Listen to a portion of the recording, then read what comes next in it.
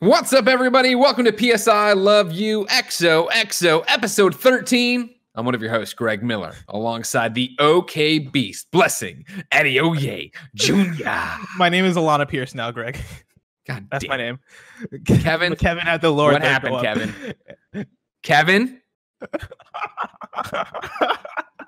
Roll him again. Let me see him. Let me see him pop up here. Is it the We Have Cool Friends? Yeah, it's the We Have Cool Friends. Oh, that's awesome. That's hilarious.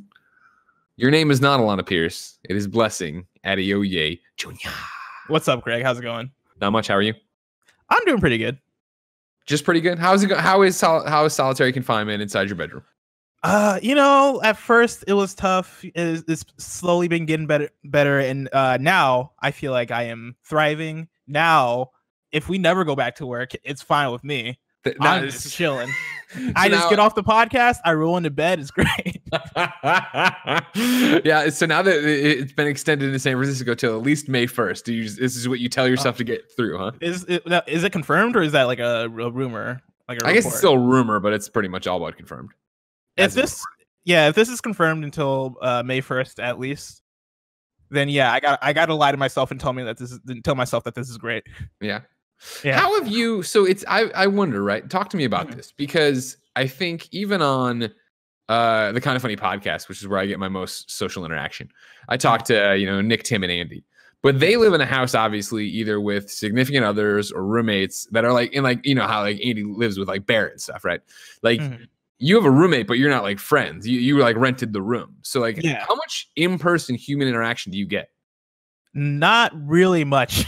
I mean, with my roommate, like I'll talk to my roommate if I run into them in the bathroom, in the kitchen. When I'm on the toilet and they're taking a shower, we brush our teeth together. If I run into the kitchen, right, and we'll have our interactions. But I still do things like I'll go to the store if I'm like getting food or something that I need, and like I'll talk. I mean, I won't have full blown conversations with people, but yeah, when it comes to like face to face, actual physical interaction, that's been cut down dynamically in a way that was getting to me at first, but now I feel like naturally through whether it's texting or social media or mainly actually through online gaming, I've been getting in those interactions that have helped me to not like go stir crazy.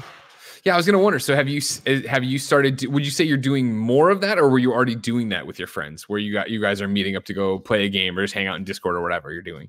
I'm definitely doing way more of it. Like a couple weeks ago, I actually did like a Netflix party situation with some friends, and we watched Hairspray, the musical, the movie. Nice, of course, classic the musical. Yeah, through Netflix party.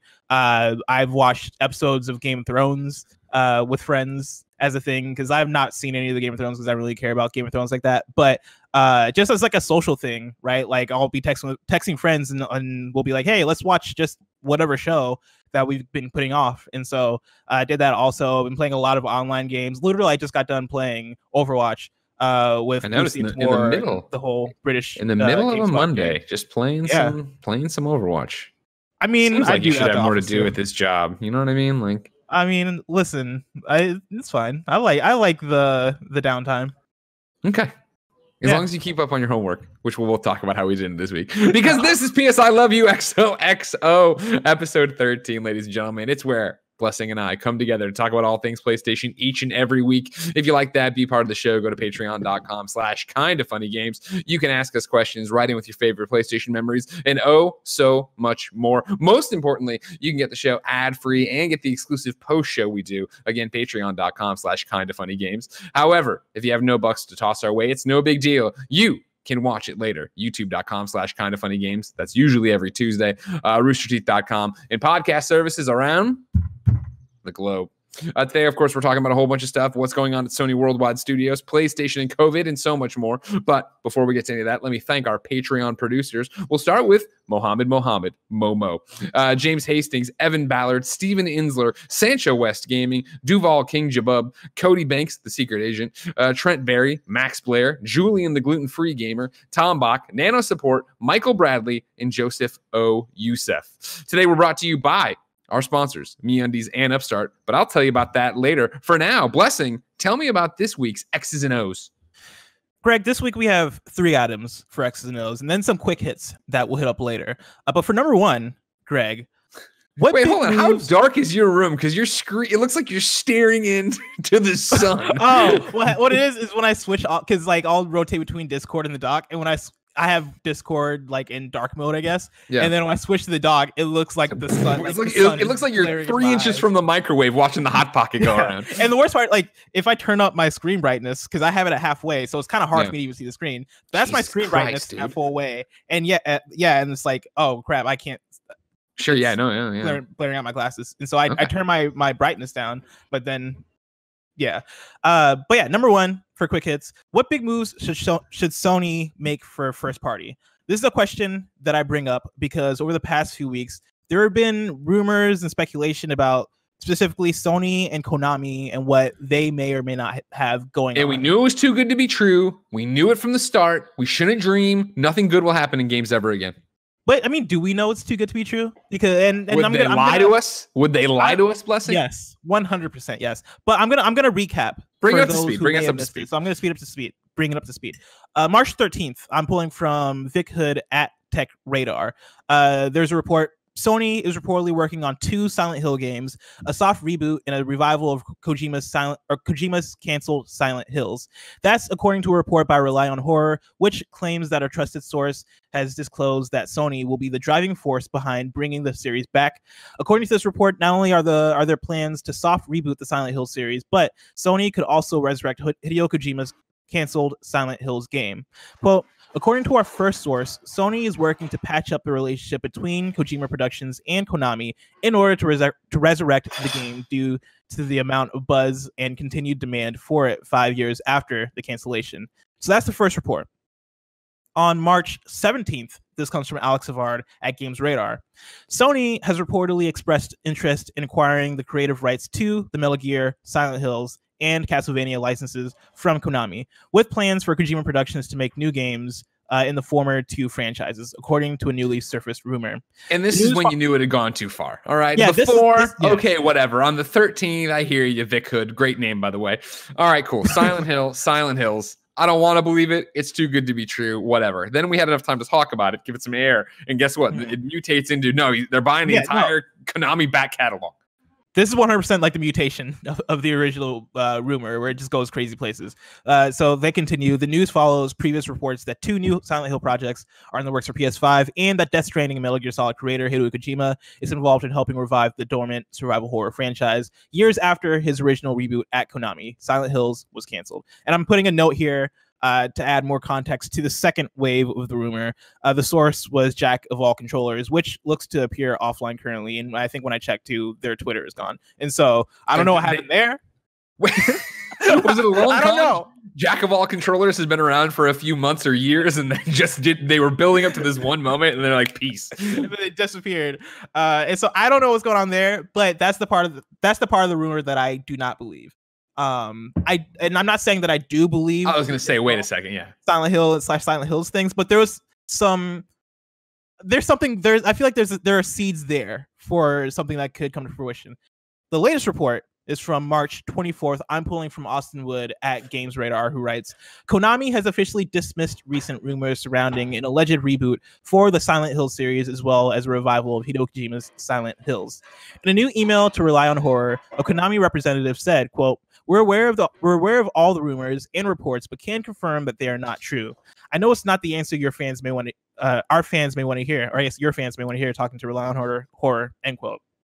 This representative later clarified that, quote, it's not to say we are completely closing the doors on the franchise, just not in the way it is being reported, end quote. Now, when this was originally reported, and this is my thing, I read the whole Rely on Horror post, and they made it a thing to like point out that they were talking specifically in this latest report, the one that was saying that none of this is true. In the latest report, they were talking to Konami US, and like the original stuff was coming out of Konami Japan, or not coming out of Konami Japan, but that stuff is more so on Konami Japan. What is happening over there? Jen was baking chocolate chip cookies, and they ran into PS I Love You XOXO, so she just brought them over here and then poured herself a coffee. Hi, Jen. She can't hear me. Blessing says hi. Hi, Blessing. She says hi. Kevin says hi too. Hi, Kevin. Jen, can you believe that Kevin was given, or no, Paula was giving Kevin shit that she had to leave and take this call? It wasn't fair, Kevin. That's not even on the air, I know, but I just wanted to. We got your back here, all right? The Miller James house has your back. I'm sorry, blessing back to you and your fact that you want to believe these lies. I'm not saying I believe them. I'm just saying you want to believe. I know. I see the poster. I'm gonna Amazon you the poster from X-Files, which you're probably too young to remember, and you can hang it back there. I want to believe. Don't. What's the X-File? Oh my god. I'm joking.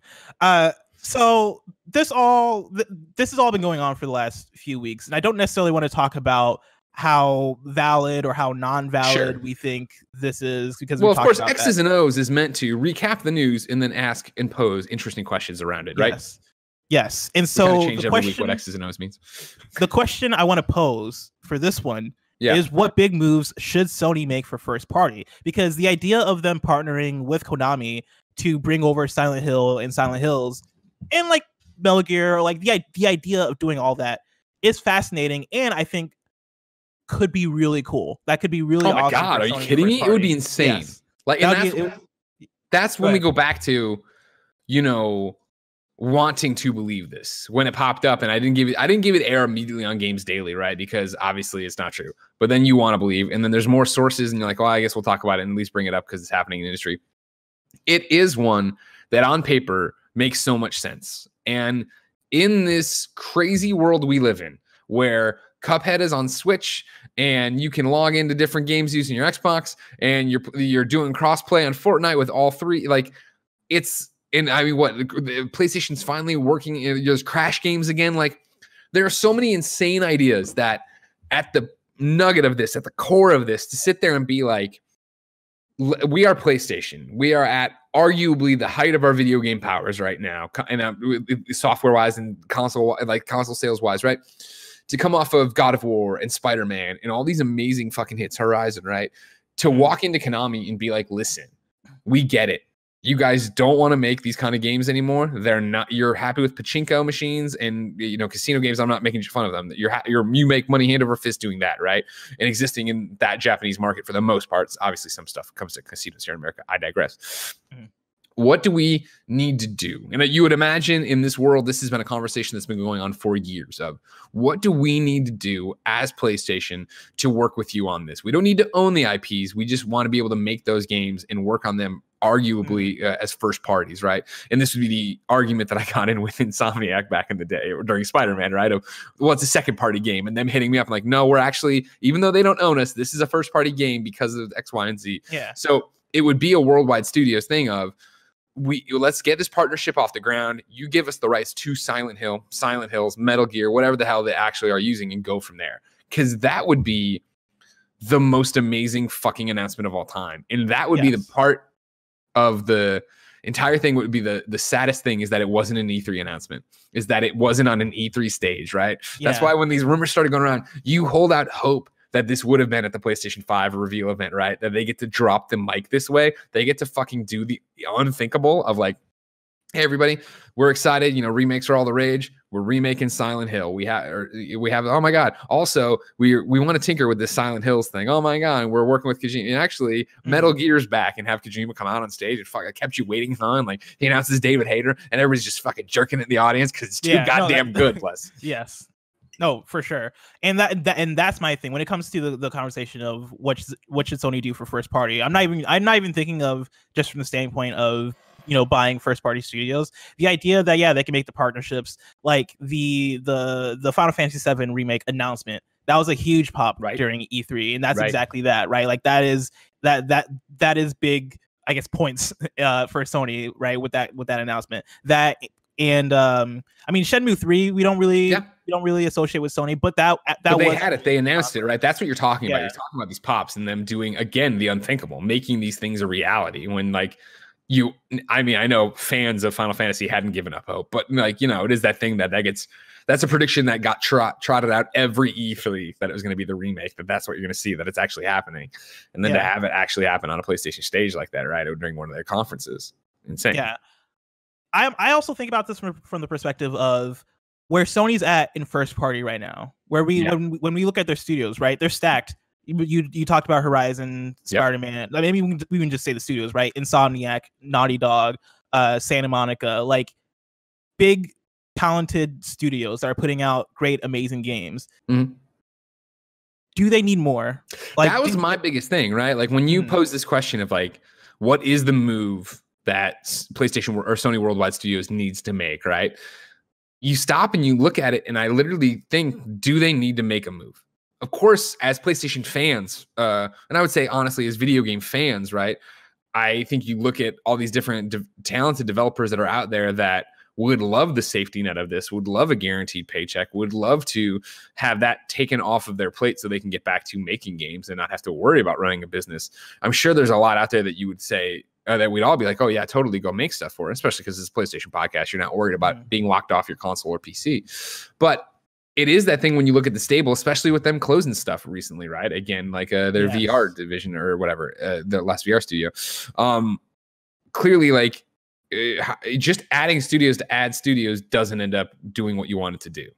Like you need to add the right studios. And so like when I made my list here, what to write down, right? Like the first thing I jumped to is Bluepoint. And I think, again, Bluepoint, I think in a lot of ways is being groomed to be that studio. But I think you look at the fact that they never bought Quantic Dream. You look at the fact that it took them so long to get Insomniac Games finally on board and under the umbrella after working exclusively with them for like, 2 decades. You look at Bluepoint, and sure, it's awesome that when they're doing a Wired article about the PlayStation 5, Bluepoint is there to talk about the project they're working on, and it's going to be huge, and we're doing this crazy thing. But even to look back at, what they've done with their remakes for Bluepoint, right, with Shadow and all that stuff, like Bluepoint's such an interesting beast of, I love what they do. They're the best at what they do. Do I need to see an original game from them? No, you know what I mean? Like, I don't, that doesn't seem to be where their heart's at or what they want to do. And I know there's always talk about it in terms of what they're doing and what them wanting to do having original ideas. And I know all that, but in terms of if I'm PlayStation and I'm buying them, the idea and bringing them into first party, the question then becomes, well, what are they going to do day in, day out around here? And why not just have them in that third party or second party sphere, right? Where we use them when we want to use them for stuff. But I think you look at Bluepoint and you look at what they did with Shadow of the Colossus, and you go, we can have way more of those. I think there is value. I know Shadow of the Colossus. What do you mean, another Shadow of the Colossus 2? No, I'm talking about like more remakes in that sense, right? Like, but what would you have them do? I mean, like Demon Souls is the going argument, right? That's what Demon Souls, and I guess the move if you're Sony then would probably be to license third party games in order for Bluepoint to make them exclusive for your console. That could be a route. I can't really think of that many first party PlayStation games that'd be right for that kind of remake, which makes sense. But I mean, I guess to the Shadow Colossus 2 thing, right? Like that could be an idea, that could be an option that comes with a lot of baggage. You're always trying to trot that one out here too, looking like that's an idea that wouldn't blow up in their face. It's definitely I'm gonna make a sequel to like one of the most best games of all time. But like they mess around in that game. They have the assets that they created for the Shadow Colossus remake. It is one of those things of, does anybody really want a Shadow Colossus 2 that doesn't have Ueda working on it? Which I'm probably one of those people, right? If they announced it, I'd be excited, but deep down I would be like, yeah, but did this need a sequel? It's one of those conflicted things in me. But I think that could be an option for them, or maybe they could expand Bluepoint and turn it into 2 teams and make it like a Bluepoint team that's focused on new games, a Bluepoint team that is focused on remakes and remasters and not up-resing, but bringing back legacy titles in cool and unique ways. That could be an option for them. But yeah, I mean, you mentioned earlier Quantic Dream. Not necessarily making Sony exclusives anymore. And I think that's a huge part of also why I'm asking this question, is because we've seen that VR studio close recently. We've seen this happened a while ago, but the Drive Club studio closed. And I mean, we've seen Sony also buy Insomniac, and so they're growing as much as they're losing studios. But I feel like there is diversity that can happen within their portfolio still, even though Sony does have bangers in their first party lineup studios. And so I also want to bring in Supermassive, or not? Until Dawn. Until Dawn. Yes. Dark Pictures anthology. Yes, Man of Medan. When they came out and made Until Dawn, that was a hit. People loved it. And yes, and you're 100% correct. And that was, I want to get back to that, but also Until Dawn: Rush of Blood, right? Like, hey, we're supporting PlayStation VR and we're doing something that arguably was a great game for or whatever. Yeah, like Hidden Agenda being another one that I know isn't like the most lauded of PlayStation titles, but it was still a unique game that they made for, what's it called? Playlink? Is that the phone that's right. thing? Yeah, they made it for Playlink. And I remember playing Hidden Agenda and being like, all right, this isn't Until Dawn, but it's a cool idea. It's fun. The fact that Supermassive is out here making cool, unique games is really awesome. And I'd like to see what else Supermassive can do under Sony. Because given that backing, given that budget, having them come through and kind of fill the hole that Quantic Dream, and not that Quantic Dream is leaving a hole, because like I think Sony is fine without Quantic Dream, but yeah, they're fine getting Detroit, right? Like it's fine. They don't need it to be exclusive. Yeah, like Supermassive coming through and doing what Quantic Dream was doing, but doing it even in a way that is more accepted, because a lot of people had a lot of mixed feelings about Quantic Dream. People generally like Supermassive. Yeah. And so having them come through and making that type of game, and putting, whether it is the Dark Pictures anthology or I forget, I don't know who published that, and so I don't know if they that's get that. Bandai Namco. Oh yeah, you're right, it is. And so that probably could not be exclusive, but having that's the whole thing. So the hard stop is, that's what I wonder the most about is, again, and I know it's so hard to, we're not business people, we don't understand what you're actually looking for to be Sony Worldwide Studios. And even when you talk to, I've asked this question of people who run Sony Worldwide Studios, right? And it is that, well, we're looking for good fits and people we can help take to the next level kind of thing. I wonder what they didn't see in Supermassive, or I wonder if Supermassive turned them down at some point. Because again, look what we just talked about, right? They make Until Dawn, this beloved PlayStation 3 game, right? That we all thought. Oh, right. Sorry, I'm getting old. This beloved PlayStation 4 game that looks incredible, has great actors, does all these really intuitive new things. I'll never forget that PSX where they demoed it, and it was people in the audience screaming out what they wanted to see them do, which I really think was the first test of, hey, I wonder if this will be a big deal on Twitch. And then how people would actually go and play that game, right? That you would have people over and you would play it like a movie and you would argue in the room. Anyways, they do that, but then PlayStation goes back to them for PlayStation VR of like, hey, we're doing this thing we want to try. Then they go back to them for Playlink, right? Of like, hey, this is an idea, this Playlink, this playing games with your phone, using it. We saw how well this kind of group play happened with Until Dawn. Do you want to be a part of this? And so for them to be going back to the well twice there with unproven tech, and not outrageous ideas, but things that were so different, I wonder what didn't get achieved. Because I would almost think of those as like your entrance exam of you're doing this in your work, you're on this path to work towards being a first party studio. And so maybe it isn't even that they didn't pass. Maybe it is that Supermassive just didn't want to be bought and just wanted the money and did the work. But then you look at Man of Medan, right? And the first one out of the Dark Pictures anthology, right? Yeah. I thought it was a tremendous disappointment. Like, Until Dawn, we were all so ready for a follow-up to that. We wanted more of that. And when you got Man of Medan and it ran like shit on my PlayStation 4 and the narrative wasn't really there, and like it seemed not cobbled together by any stretch of the imagination, but it didn't seem fully baked. It seemed like something they got it. And then this whole thing is like, oh, well, we're trying to do it faster and we're going to do more. And like, it is an anthology. There's going to be different ones in this. It's like, all right, cool. But I'm not stoked about this Dark Pictures anthology going on, continuing, because you didn't nail the first one. Little Hope being the next one. Like I'm in the same place where I played Man of Medan and I was like, all right, like this is whatever. Like it's not, I don't think it was bad by any means. Like I enjoyed it fine, beat it with a friend and put it away. And I was like, yeah, that wasn't by any means Until Dawn. It didn't have that, it didn't hit that bar of quality, which is always such a struggle, I know. But like it didn't graphically, narrative, like even the way it wrapped you in. Like the Until Dawn had a great cast, right? Yeah. Hayden Panettiere. Yeah, the guy from Mr. Robot, right? Yeah, that guy. Yeah. I had it, and it also had what's his name from Agents of S.H.I.E.L.D. Like it had a great cast. And I don't think I recognized anybody from Man of Medan. And I wonder if that's a budget thing. I wonder if them making it and having it published by Bandai Namco means less budget. But same thing too, I think too, of like the performance issues you saw across all the platforms. It is like, well, you're no longer focusing on one platform. You have to worry about 3 of these. So how are you gonna make it run? Do you think that by the end of Dark Pictures anthology, because I imagine they'll see this through, because they're probably only going to get better from here. Well, I mean, like you say, see it through, but like I don't even know how many they were planning. Right? They said openly when we were previewing the first one that they were going to do more and that they had a whole. They wanted to make more and they were already working on more, but they didn't. I don't think they ever said. Yeah, Kindoffunny.com/you're wrong if you're watching live. Yeah, I don't. Now that you mention it, I don't remember if they ever said an exact number. I always had in my head like 3 to 5, but who knows? Okay, I can Google it. But say they reach the end, because Little Hope is probably already in development by the time they put out Man of Medan. I imagine they're probably already working on the one that's going to come after Little Hope. Say they reach the end of whatever their vision for this thing is. Do you think that then sways them to?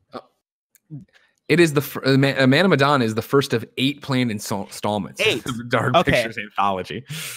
We'll see. But do you think if this doesn't do well, it then sways them to? And I don't know how. If the Dark Pictures anthology as a whole doesn't do well, I don't know how the first party situation works with Sony. If they get approached or they approach, or if either. I think you can go either way. I mean, it's a business conversation, right? Of talk like that. I would think that though. I would think that if you're PlayStation and you look over and, like, to your point, Little Hope doesn't do well either, right? Something else, the next one, if they're all mediocrely received, I think you as PlayStation would totally back off on that. You wouldn't be interested in that at all. Yeah, that's it is that, think about how you brought Insomniac in right after this huge hit.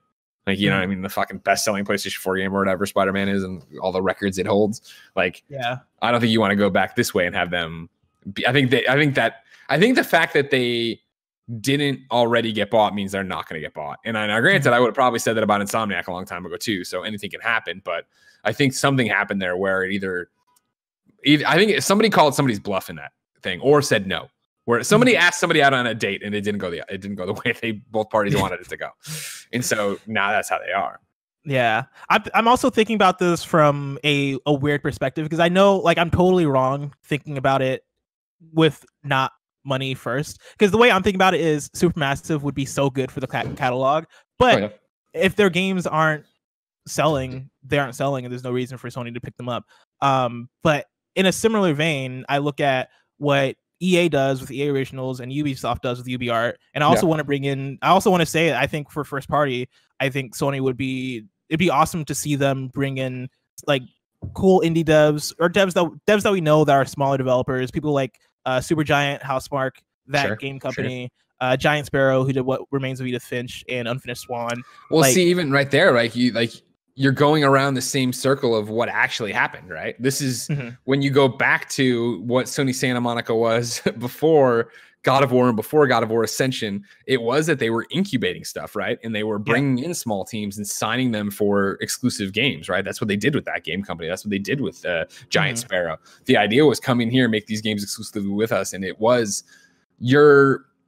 and I'm speaking out of turn here. I'm extrapolating what I think it was. I think it was that we don't want to own your studio, but we do want your games. And so we're going to sign you to these exclusive deals. And then hopefully from there, see how it all nets out. But it netted out in the end that clearly didn't have the return on investment PlayStation wanted.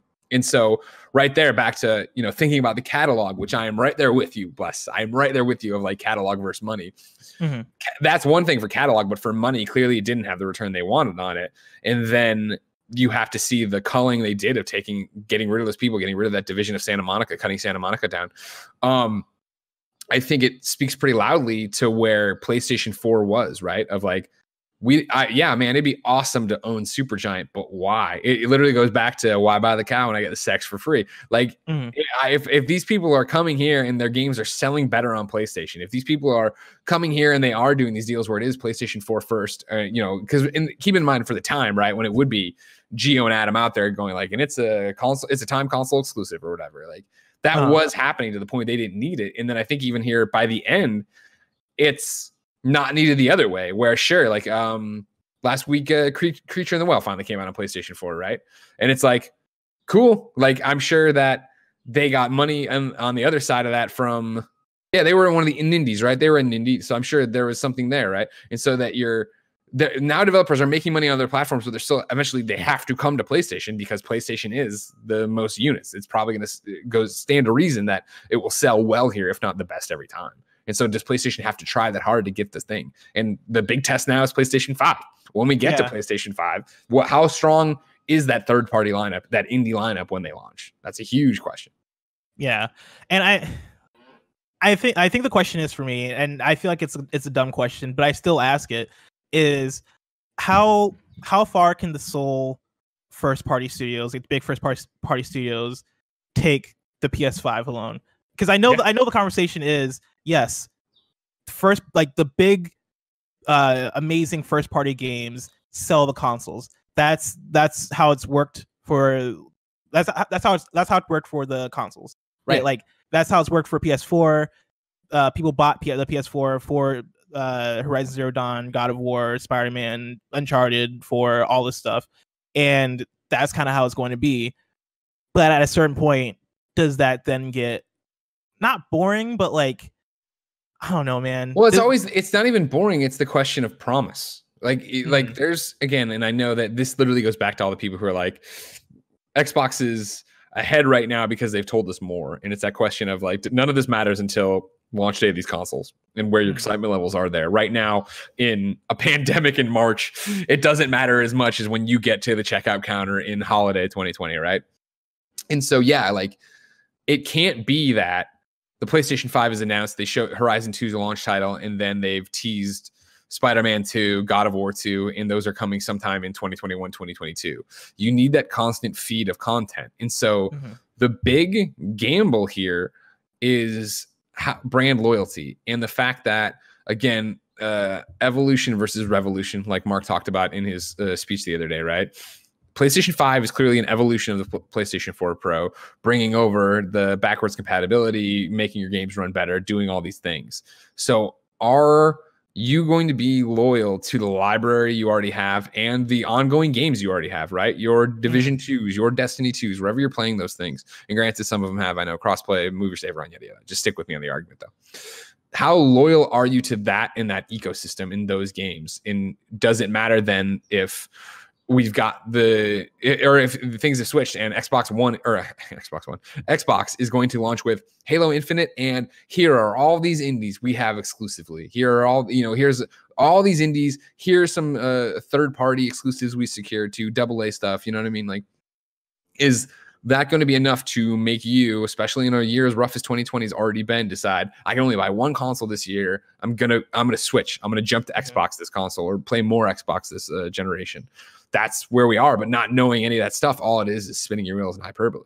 Yeah. And again, I don't think it's very similar to what we're talking about with for PlayStation 5 and the future of PlayStation to the launch of PlayStation 4, where PlayStation doesn't need to buy all these indies. They don't need to buy all these third-party studios. They just need to get the timed console exclusives. And when I say they don't need that, it's the same for Xbox in a lot of ways, right? Especially if Xbox can be like, hey, we have 15 indies and smaller games you can only play here, and guess what? They're all on Game Pass at launch too. Like, that's a compelling argument for them. But we get so caught up in thinking about like it's quantity over quality with the first party in worldwide studios, when in fact it is, for PlayStation at least, quality over quantity. And it's why we've seen them pare it down. And it's not, I think it's more common to see something closed than added, right? Granted, Insomniac is the big one here, but we talk about Manchester, like we just, the VR studio got closed and stuff. Like, there's a lot going on with there, and it's always interesting. I think, to your question too, of like, what big moves do they need to make? I think they just, and I say missed, but maybe they didn't, because who knows how everything works. I think they should be kicking themselves not to have gotten into the Insomniac kind of deal with Spider-Man. They should have tried to do something with Remedy.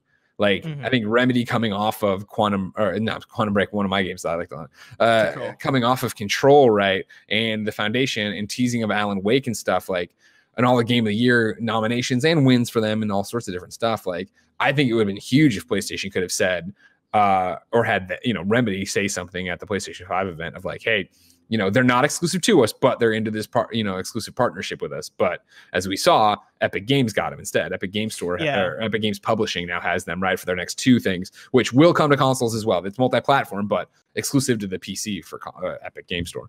Yeah, and that was actually another thing that popped this idea for this topic in my head, was seeing the Epic Games Store publishing deal, because they got Playdead, Remedy, and Gen Design, which is Weta Studio. Yeah. And I would have said that Gen Design would have been, I understand why they don't do it, but Gen Design could have been like a cool studio for Sony to either acquire or partner with. I understand Last Guardian didn't. I was going to say, well, it took 12 years or whatever for the Last Guardian. I'm sure they're like, you know what, you do what you got to do. But when I saw Epic make those moves, I was like, shoot, man, like that's awesome, because like those are 3 studios that are really, really great at what they do. And yeah, if you missed that in news for this, and granted that's PC stuff, even though it will affect console markets obviously because it is multi-platform stuff. Like it's just a better deal for developers, right? And that's awesome that Epic is doing that and paying that forward. And obviously when you make Fortnite and Unreal, like you have the money to throw around that you don't need it as much. But to see them pay it forward and then cut developers really good thing is a market shift and a warning shot, I think, across the bow for what I'm talking about too, for PlayStation. You don't need to own these studios. You just need to get the exclusives. Great. Yeah. That's awesome. But if Epic Game Store and now Epic Game Publishing are offering these insane deals, and granted, that's more focused on Steam than it is that, but it's only a matter of time before they do turn on consoles as well and are like, well, no, we would like, and maybe I'm wrong. Maybe they don't. Maybe Epic continues to be a good guy Epic. But there is a lot of interesting business moves to be had there. And then it does get really more fascinating on who you go with and why you go with them. Because obviously as an indie developer, you want as many people as possible to play your game, but more than importantly, I think you want to pay your staff. You want to have this all end with you in the black rather than the red. So if it is that, Epic Games is going to give you this dump truck full of cash. Switch is going to give you this dump truck full of cash. Xbox, PlayStation. I think you go there and then hope that on the back end you get the, all right, cool, in 3 months, 6 months, whatever, a year, you can publish your game elsewhere. Yeah, and I hope that's kind of what Shuhei is doing over there. Like, I hope that's kind of the idea behind his position. And that's the thing too. It's Shuhei and Greg Rice over there. Greg Rice got picked up from Double Fine to come over there and help on this indie team and this initiative or whatever, which I think again speaks volumes to what is going to happen with the launch of the PlayStation 5 and why I do think it's going to be similar to the launch of the PlayStation 4, where to your point, Les, like, yes, God of War and Spider-Man, they are going to sell this console. Horizon is going to sell this console. It's going to prove that PlayStation is the best place to play single-player and narrative-focused games, or at least, the exclusives. Yeah. But what do you have to pad that out? And it's how PlayStation 4 what got so far ahead is that it had tentpole games, but then had a steady flow of awesome exclusive games or indie games that were there for you. Yeah. And I think having Greg there and having Shu there actually acts as a cool, these are the ambassadors going out there and saying, at least for the start, that, hey, we are about this indie life. We are about trying to make this happen and get the cool games here again. And you will get storefront placement. You will be featured on live area. You will be in state of plays. They're there because the industry trusts them. The industry, like, it's if you don't know Greg Rice, right, when I say his name or whatever, I will tell you the industry trusts him. Shuhei is trusted and loved by the industry. Obviously by our audience, but in terms of if they were to tell you something, you would take it to the bank. And I'm talking as a developer, as a producer, as a publisher. Yeah. Greg, are you ready for story number 2 or item number 2? I was more ready. While you read it, I'm gonna try a cookie. Dope.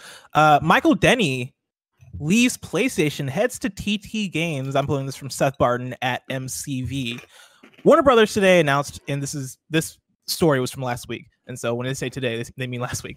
Warner Brothers today announced that long-serving Sony executive Michael Denny is to become VP and studio head of TT Games. Denny spent 25 years with Sony Interactive Entertainment, most recently as Senior Vice President of Worldwide Studios in Europe. He's a much respected and well-liked industry figure, and in his time with the platform holder, he oversaw development at Sony's first party in Europe, including Guerrilla Games, Media Molecule, and Sony London Studio. Denny's departure follows that of Sean Layden late last year in what has been a major shakeup for the platform holder over the last 12 months. Layden was replaced by Jim Ryan, while Shuhei Yoshida stepped down from the top role at Worldwide Studios to be replaced by Herman Holst, formerly of Guerrilla Games. Quote, after an incredible 25 years with PlayStation, where I had the privilege of working with many amazing people and incredibly talented teams, I wanted to bring my experience to a new opportunity, said Denny. TT Games is a studio I worked with in my early days at PlayStation, and it's been great to see how it's grown into a world-class studio. In partnership with the company's leadership team, I'm very excited by the opportunity to help create a new vision for TT and lead the studio forward to another successful phase of its evolution. End quote. Greg, what is happening at PlayStation? Why is everybody That is the question. Blessing Adeoye Jr. What is going on at PlayStation with all these shakeups and people leaving, people being there for 25 years, like Michael Denny, a great man, beautiful man. I talked about this last week about it though, not on this show. That like if you ever heard that story of when Shuhei brought Clements and Colin and I out to dinner the first time we ever went to dinner with him, and we turned out to be, it was us, the cast of Podcast Beyond, and all the heads of PlayStation. Michael was one of the guys there. Very nice, drank with us all night. Very good guy. Yeah, this shakeup, Shannon leaving. They have, of course, the Sean stuff in there. I have multiple bullet points I want to bring to the table on this one. But I'm going to start with Remy, a.k.a. the greatest to ever do it, who wrote into patreon.com/kindoffunnygames and says, enough is enough. With Michael Denny leaving PlayStation to go to TT Games, that's another employee who left under normal circumstances. So what the hell happened to Sean Layden? For a while, I thought maybe this is just how they handled things in a less personable Sony/PlayStation world. But with Michael Denny and a few others getting a goodbye, that's clearly not true. There may need to be a new segment added to PSI Love You XOXO, where score is kept on PlayStation departures, normal everyday departure, or strange unsuccessful attempt to fade into history. Either way, I just want to know what you and Blessing think, because I still can't come up with a single rational idea. TLDR, what the hell happened to Sean Layden? Sorry for the long question. Thanks for everything you do. Remy. If this is, I'm so glad this came up finally. I knew it would on the carousel of PlayStation news, but of course, when Sean left PlayStation, we weren't doing PSI Love You XOXO. Blessing, a twinkle in his mom's eye somewhere. Like, I was hoping one day I'd get to talk about this, because if you don't remember, Sean Layden was in charge of he was the chairman of Sony Worldwide Studios, right? And one day, just gone. And the only way they did it, they announced it on Twitter, and it read like this. It is with great emotion that we announce that Worldwide Studios chairman Sean Layden will be departing SIE. His visionary leadership will be greatly missed. We wish him success in future endeavors and are deeply grateful for his years of service. Thanks for everything, Sean. That was fucking it. That was the only thing PlayStation ever said about this. There was no press release. There was no, hey, here's the shit. Here's how we're moving things around to make this make sense. It was they said thanks for everything. It was a tweet at like 4 p.m. in an afternoon. Goodbye, Sean. As if he walked in and was like, I'm out. See you. And they went, oh, fuck, say something before he does on Twitter. And they said this and he said nothing. And it's been weird. At the time, Jeff Grubb over at GamesBeat wrote, this is the latest high-profile PlayStation executive to leave Sony. PlayStation head Jack Tretton left in 2014. In 2017, Andrew House, who was one of the longtime leaders of PlayStation, also left. Other executives like Adam Boyes, who was in charge of relations with third-party companies, left in 2016. And John Drake, who led business development for bringing games to the PlayStation VR, left Sony earlier this year. That was, again, when this happened with Sean Layden. Since then, of course, we've seen Shannon Studstill leave Sony Santa Monica. Yep. We've seen now Denny leave in general over there. And so there's a million things going on. And then this is something else. I'm so excited we're talking about this finally, that I've noticed. I noticed it mainly it's with Herman. So if you remember, Sean was chairman, Sony Worldwide Studios, right? Mm-hmm. Of course, president of Worldwide Studios for the longest time, Shuhei Yoshida. That's how I think Worldwide Studios got brought up enough. I remember the title of president so well because I introduced Shu so much, right? Herman Hulst gets promoted to take over all this stuff, they said, right? He's listed as head. So yes. Sean was chairman, Shu was president, Herman is head. Does any of this fucking matter? I don't know. I've never worked in a real company. But it seems interesting that the title keeps shifting. When Shannon leaves, she was VP head of Sony Santa Monica. Now Yumi's in charge. She's just head of it. That one I don't think is as interesting because vice president, that's kind of a title. Shannon had been there forever, another 20 years, right? Or whatever. Now, granted, Yumi's been there too for that long, but I don't think that's more of a, that doesn't seem like something you like toss around as much as like a job title. That seems like something. Basically what I'm saying though, Bless, is you got all these people who have been there forever. And now they're leaving. When we looked at Jack Tretton leave, right? Jack left after the launch of PlayStation 4. Jack left and he was like, you know what? And it literally his things were like, I've kind of accomplished everything. I took us from basically the bottom with PlayStation to the 3 with the top to PlayStation 4. I'll see you later. I'll go. Michael Denny is a very fascinating one, right? Because as the article up here says, 25 years with Sony Interactive Entertainment, most recently senior VP of Worldwide Studios Europe. remember, it was a big deal when Sony said, all right, you know what? We're officially moving PlayStation headquarters to California, Silicon Valley, San Mateo, right?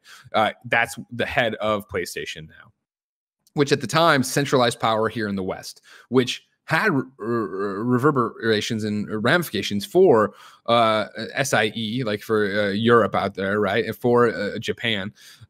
And I feel we saw layoffs in Europe PR offices. We saw these kind of things. When Jim Ryan was put at the top of it, he obviously over in Europe as well.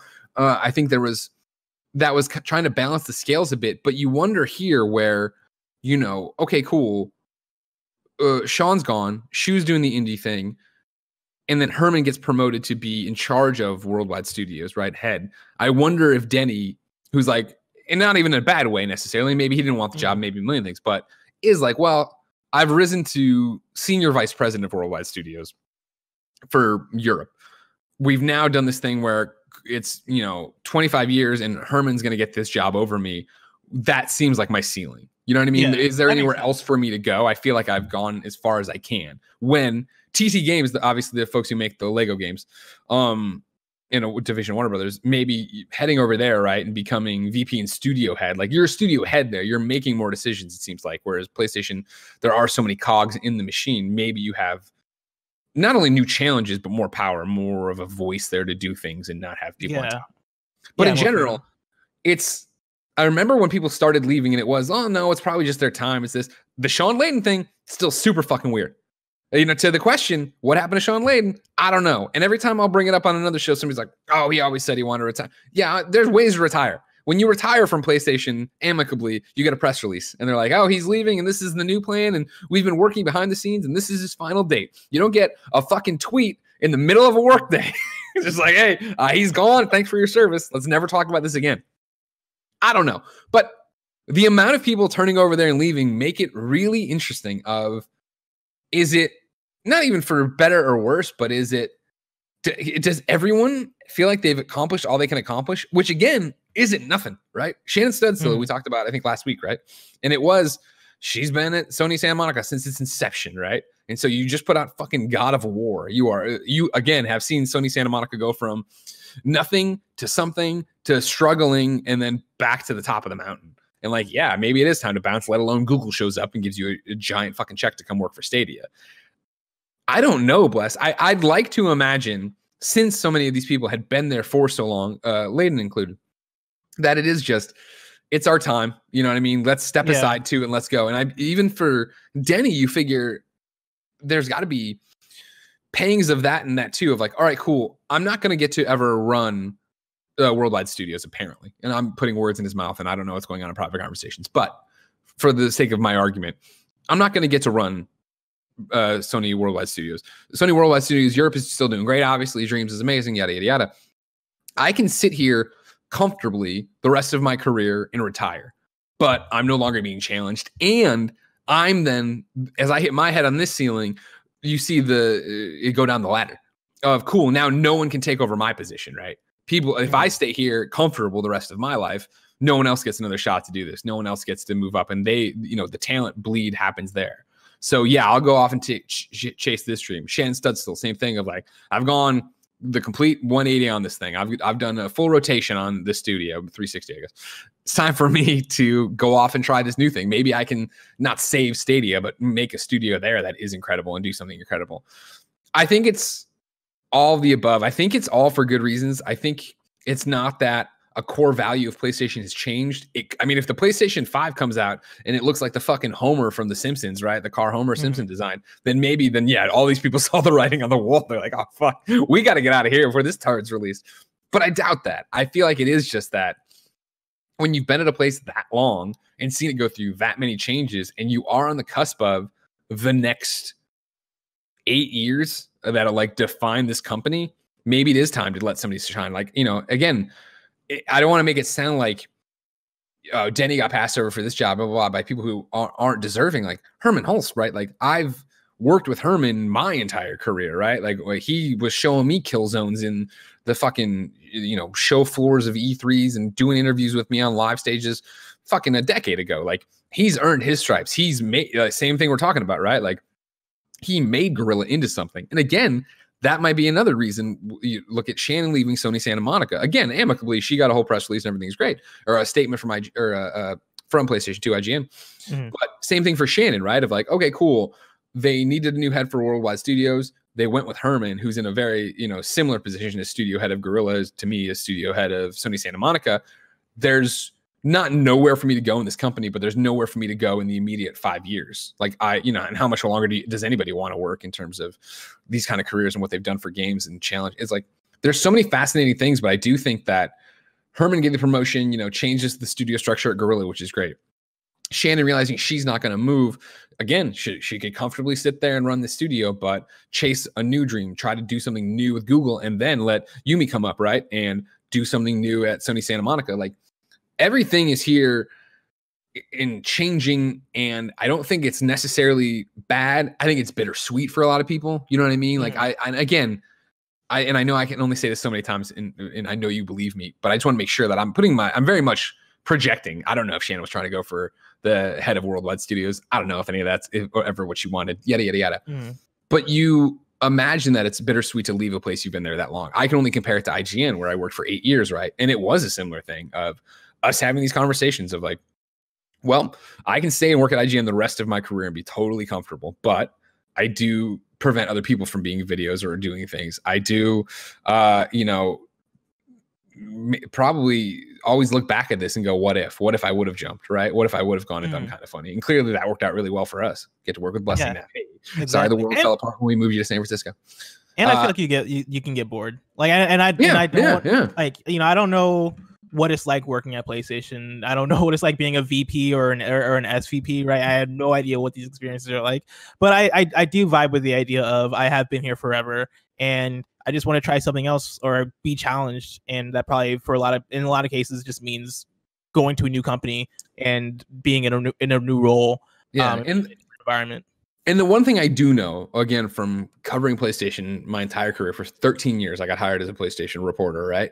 And I know this with every fiber of my being, is that there's a lot of bullshit at PlayStation. Like, there is a lot of, I remember back in my day when it started, there was so much siloed warfare between Sony or PlayStation America, PlayStation Europe, PlayStation Japan, where like there was different embargoes and things and people working against each other and yada, yada. And like, obviously that's gotten better. It's way centralized. It's completely different in so many different ways, but there still is the bureaucracy. There still is the red tape. There still is, you want to do something, but 3 people down the line don't want to do it. So it doesn't happen. And so, yeah, for 25 years of that, you know what I mean? For Michael, for Shannon, for all these people to look and say, come to TT Games. This is the chain of command. It's going to be easier. Come to Google. We're literally building a brand new book to work for. Yeah, you get to be part of something.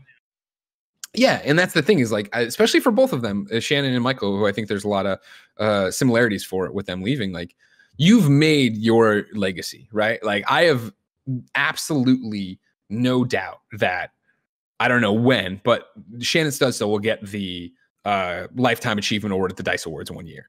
And it will be so heavily anchored in PlayStation. Like, she's made her impact on video games. And so, yeah, to go out there and try something, try something new and try to find it, there's that to it. And you still are at that. There's the excitement for us, and we get so caught up in it of the launch of the new console, and this is going to be the PlayStation 5 in the new era. And then I'm sure for somebody who's been there for 2 decades, it is all right, I've lived this multiple times before, and maybe this is a good time before it really ramps up, before we're really into the next project, before it is crunching for 18 months or whatever it's going to be. Maybe it is time for me to move on. But yeah, something fucking weird happened with Shawn Layden. I don't know. No, I was going to say, do you think we'll ever know what happened with Shawn Layden? Yes, I do. I'm shocked we haven't heard. Even if it was just like, nothing happened. He retired. Like, you know what I mean? Like, that's it. There's not even like, there's just nothing. There's like, no, like, this is what happened. Oh, this is why. Oh, okay, thanks. That's all we needed. You know what I mean?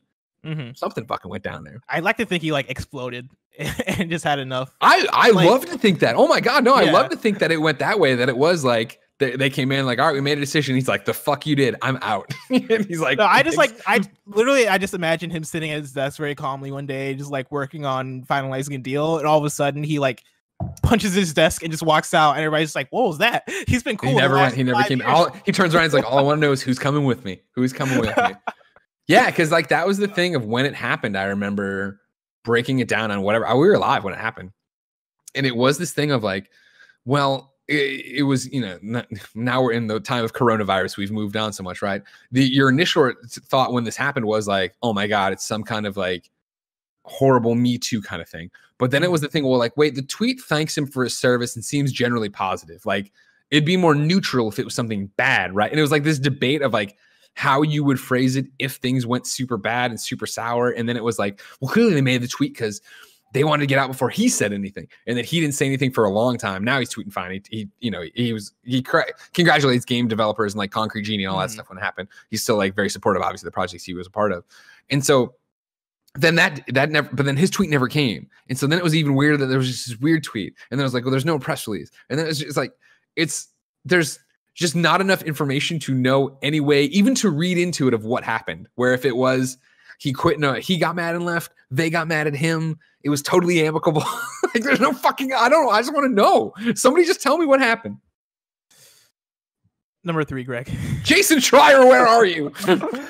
Sony has spoken out regarding COVID-19. I'm pulling this from Derek Strickland of I bet they're against it.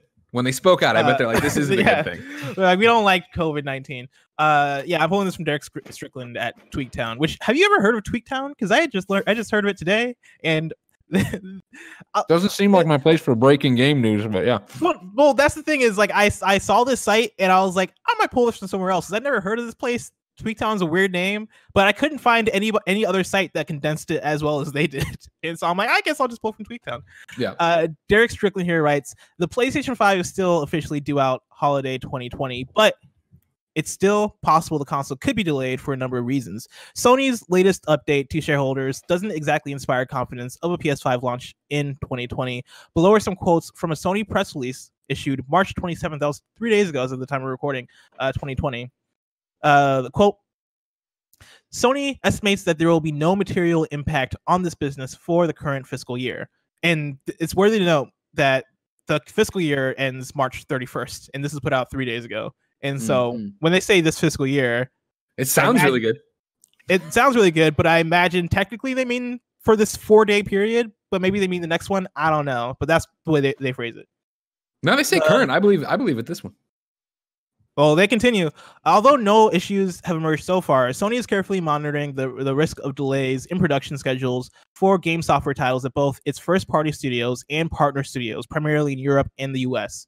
Business has been impacted by factors such as restrictions on movement of people across national borders, making it difficult for Sony to send engineers to manufacturing hubs such as China and countries in Southeast Asia for the purpose of helping with the new product launches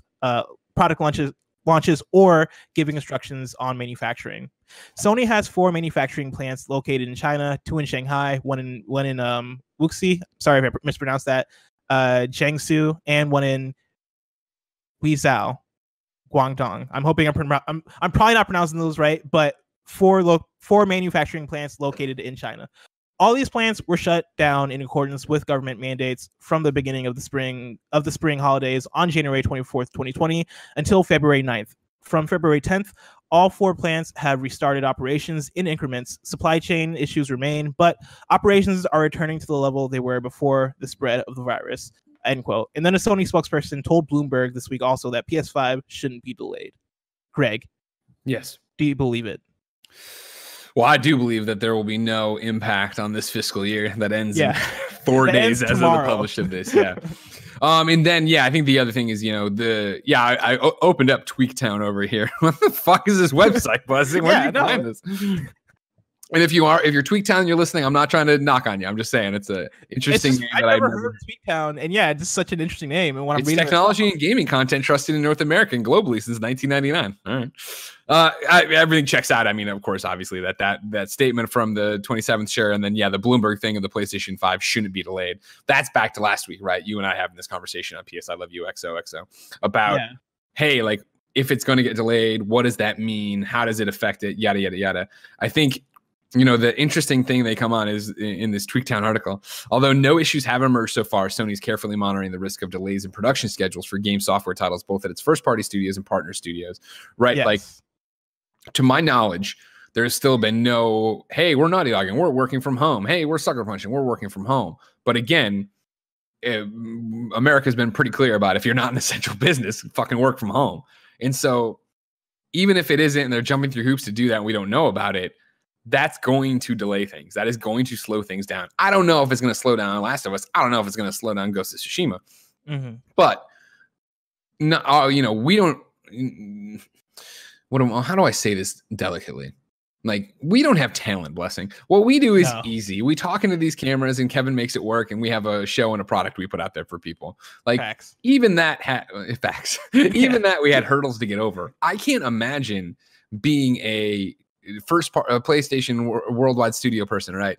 And you build environments, you work on this, no matter what you do in the game, having to take that setup home, then somehow connect that to the network to talk to whoever else is working on it, whatever, to make the game run, to do, like, when you start extrapolating out of this of how it all runs together, it seems just setup alone, tech alone, you're taxing your IT team to figure out whitelisting in private IPs and this, that, and the other, to then have it be that, like, for PlayStation, a company that is so worried about their secrets leaking, right? Of like, have people, I mean, how many test kits does Naughty Dog have to take home and have them run? Like, we did an article on Games Daily recently about how Destiny 2, right? Bungie is using Stadia. They're leaning on them as an answer for this, right? Is that they're doing something private with Stadia to play test these patches they're putting out.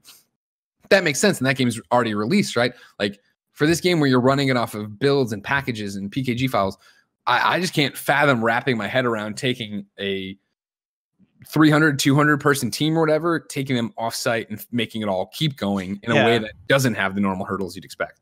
And I think it's awkward to bring up, but there are also the reports from Jason Schreier recently about crunch and about how people are at Naughty Dog, for like, when I say the end of the day, right, until the end of the day being like nighttime, it's dark outside and you're still waiting on an animator to finish the thing so that you can implement it into the game. If you're working from home, how does that then come into play? Like, are you able to get the same things done from, like what you're saying? Are you able to get the same things done at home as you are in the office? Given that right now, where you're in the final stretch for The Last of Us Part 2, you are trying to get things together. You are making those last finishing touches, and if everybody's separated, if everything's kind of gone to shit in a way in terms of your production workflow, how does that then affect when this thing is able to come out? And then it comes down to how much work was left, how much is this, you know what I mean? Like, is for Last of Us, right, the most imminent of the games we're talking about here, are they just in bug fixing? Like, can people just play from home and figure this out and then make the adjustments and changes they need? But then how do you network it all back together? Like, even for us, like, I think of how hard it is and how many hurdles there are for when the way we do the Borderlands show, right, is that we film it and then upload everything to the Kind of Funny server, and then Raj Paconi, he edits it, but he dials into the server, and there's always some kind of thing or something going wrong, or the internet on Raj's end isn't as good as it was. And, there's so many different little things that make moving these giant files around that.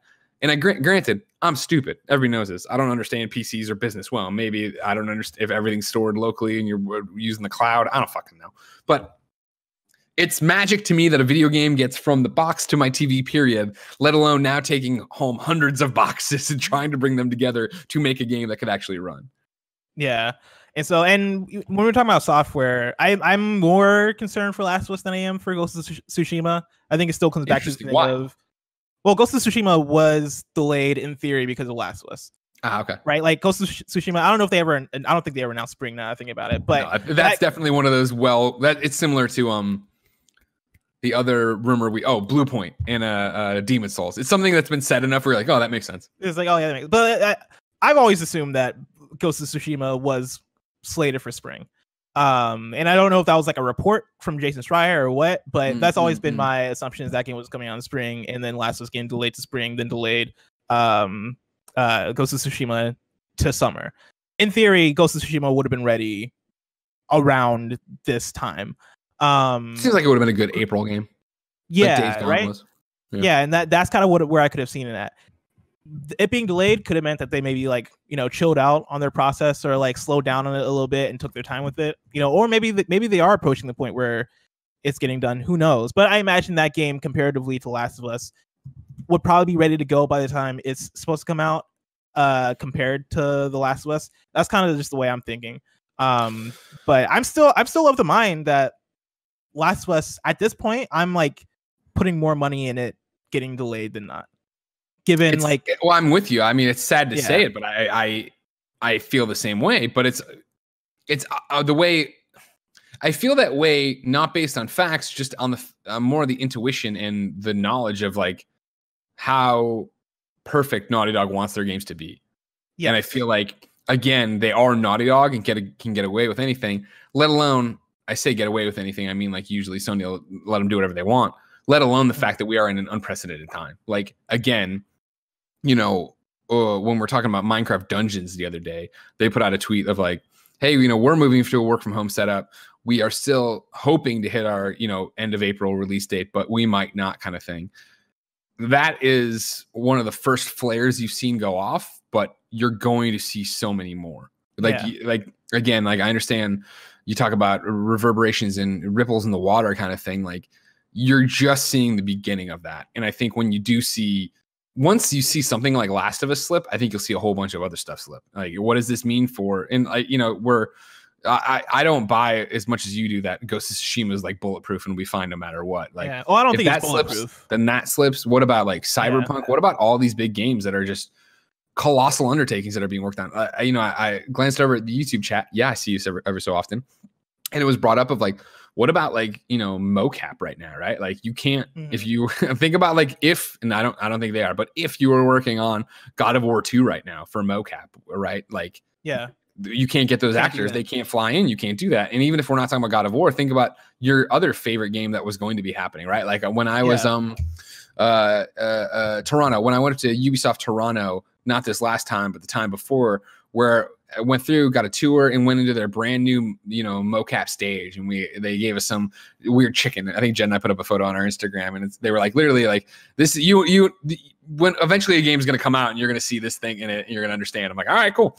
Like, that is happening at hundreds of studios around the globe every given day, and so the fact that suddenly it is not means that fucking timelines are fucked right now for games. Yeah, and so it is going to be that thing of, we're gonna, you know, today on Games Daily we talked about how this tweet from Square and Final Fantasy, right? That if you live in Europe or Australia, you might get it early because they're starting to ship it now. They're just shipping it now to try to get in front of the supply chain issues and everything that's going on. But if you get it, don't leak it, kind of thing. Like, right now, in the moment, we look at that and we're like, oh man, that's crazy, and that's a whole different world. And like, that's not the real ramification, right? That game has been done. That happened before this. That was in production. Like, think about and then we're worried about Last of Us, which is at the finish line. We're worried about Ghost of Tsushima, which is pretty much at the finish line.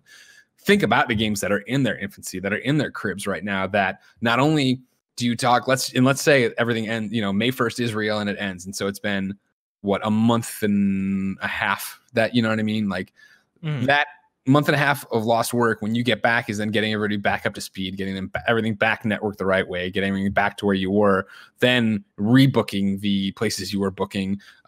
Keep in mind that the places you were going to record at or work at, you know, for your audio even, have been had bookings probably already where they are now. So now you have to juggle, like, everything's gonna be a cluster for a while, and it'll be interesting to see what this fucks up. And so then stick with me to go all the way back to where we began on this conversation. It does come down to what we talked about last week with this PlayStation 5 stuff of telling Bloomberg there are no plans currently to delay the PlayStation 5. That is all well and good, but what about when the PlayStation 5 can't launch with its AAA exclusive or even AA things it expected to? What about when everything shifts? I mean, look at us, like, and how easy we were picking up. And this is gonna let me unload that question, because I was about to say, because I called us talentless early. I don't mean that.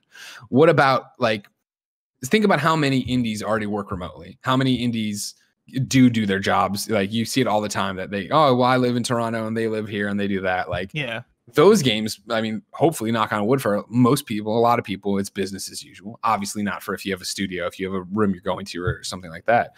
But if you're quarantined and making the games, like, you're making it, but, like, can you launch a PlayStation 5 and Xbox with just that?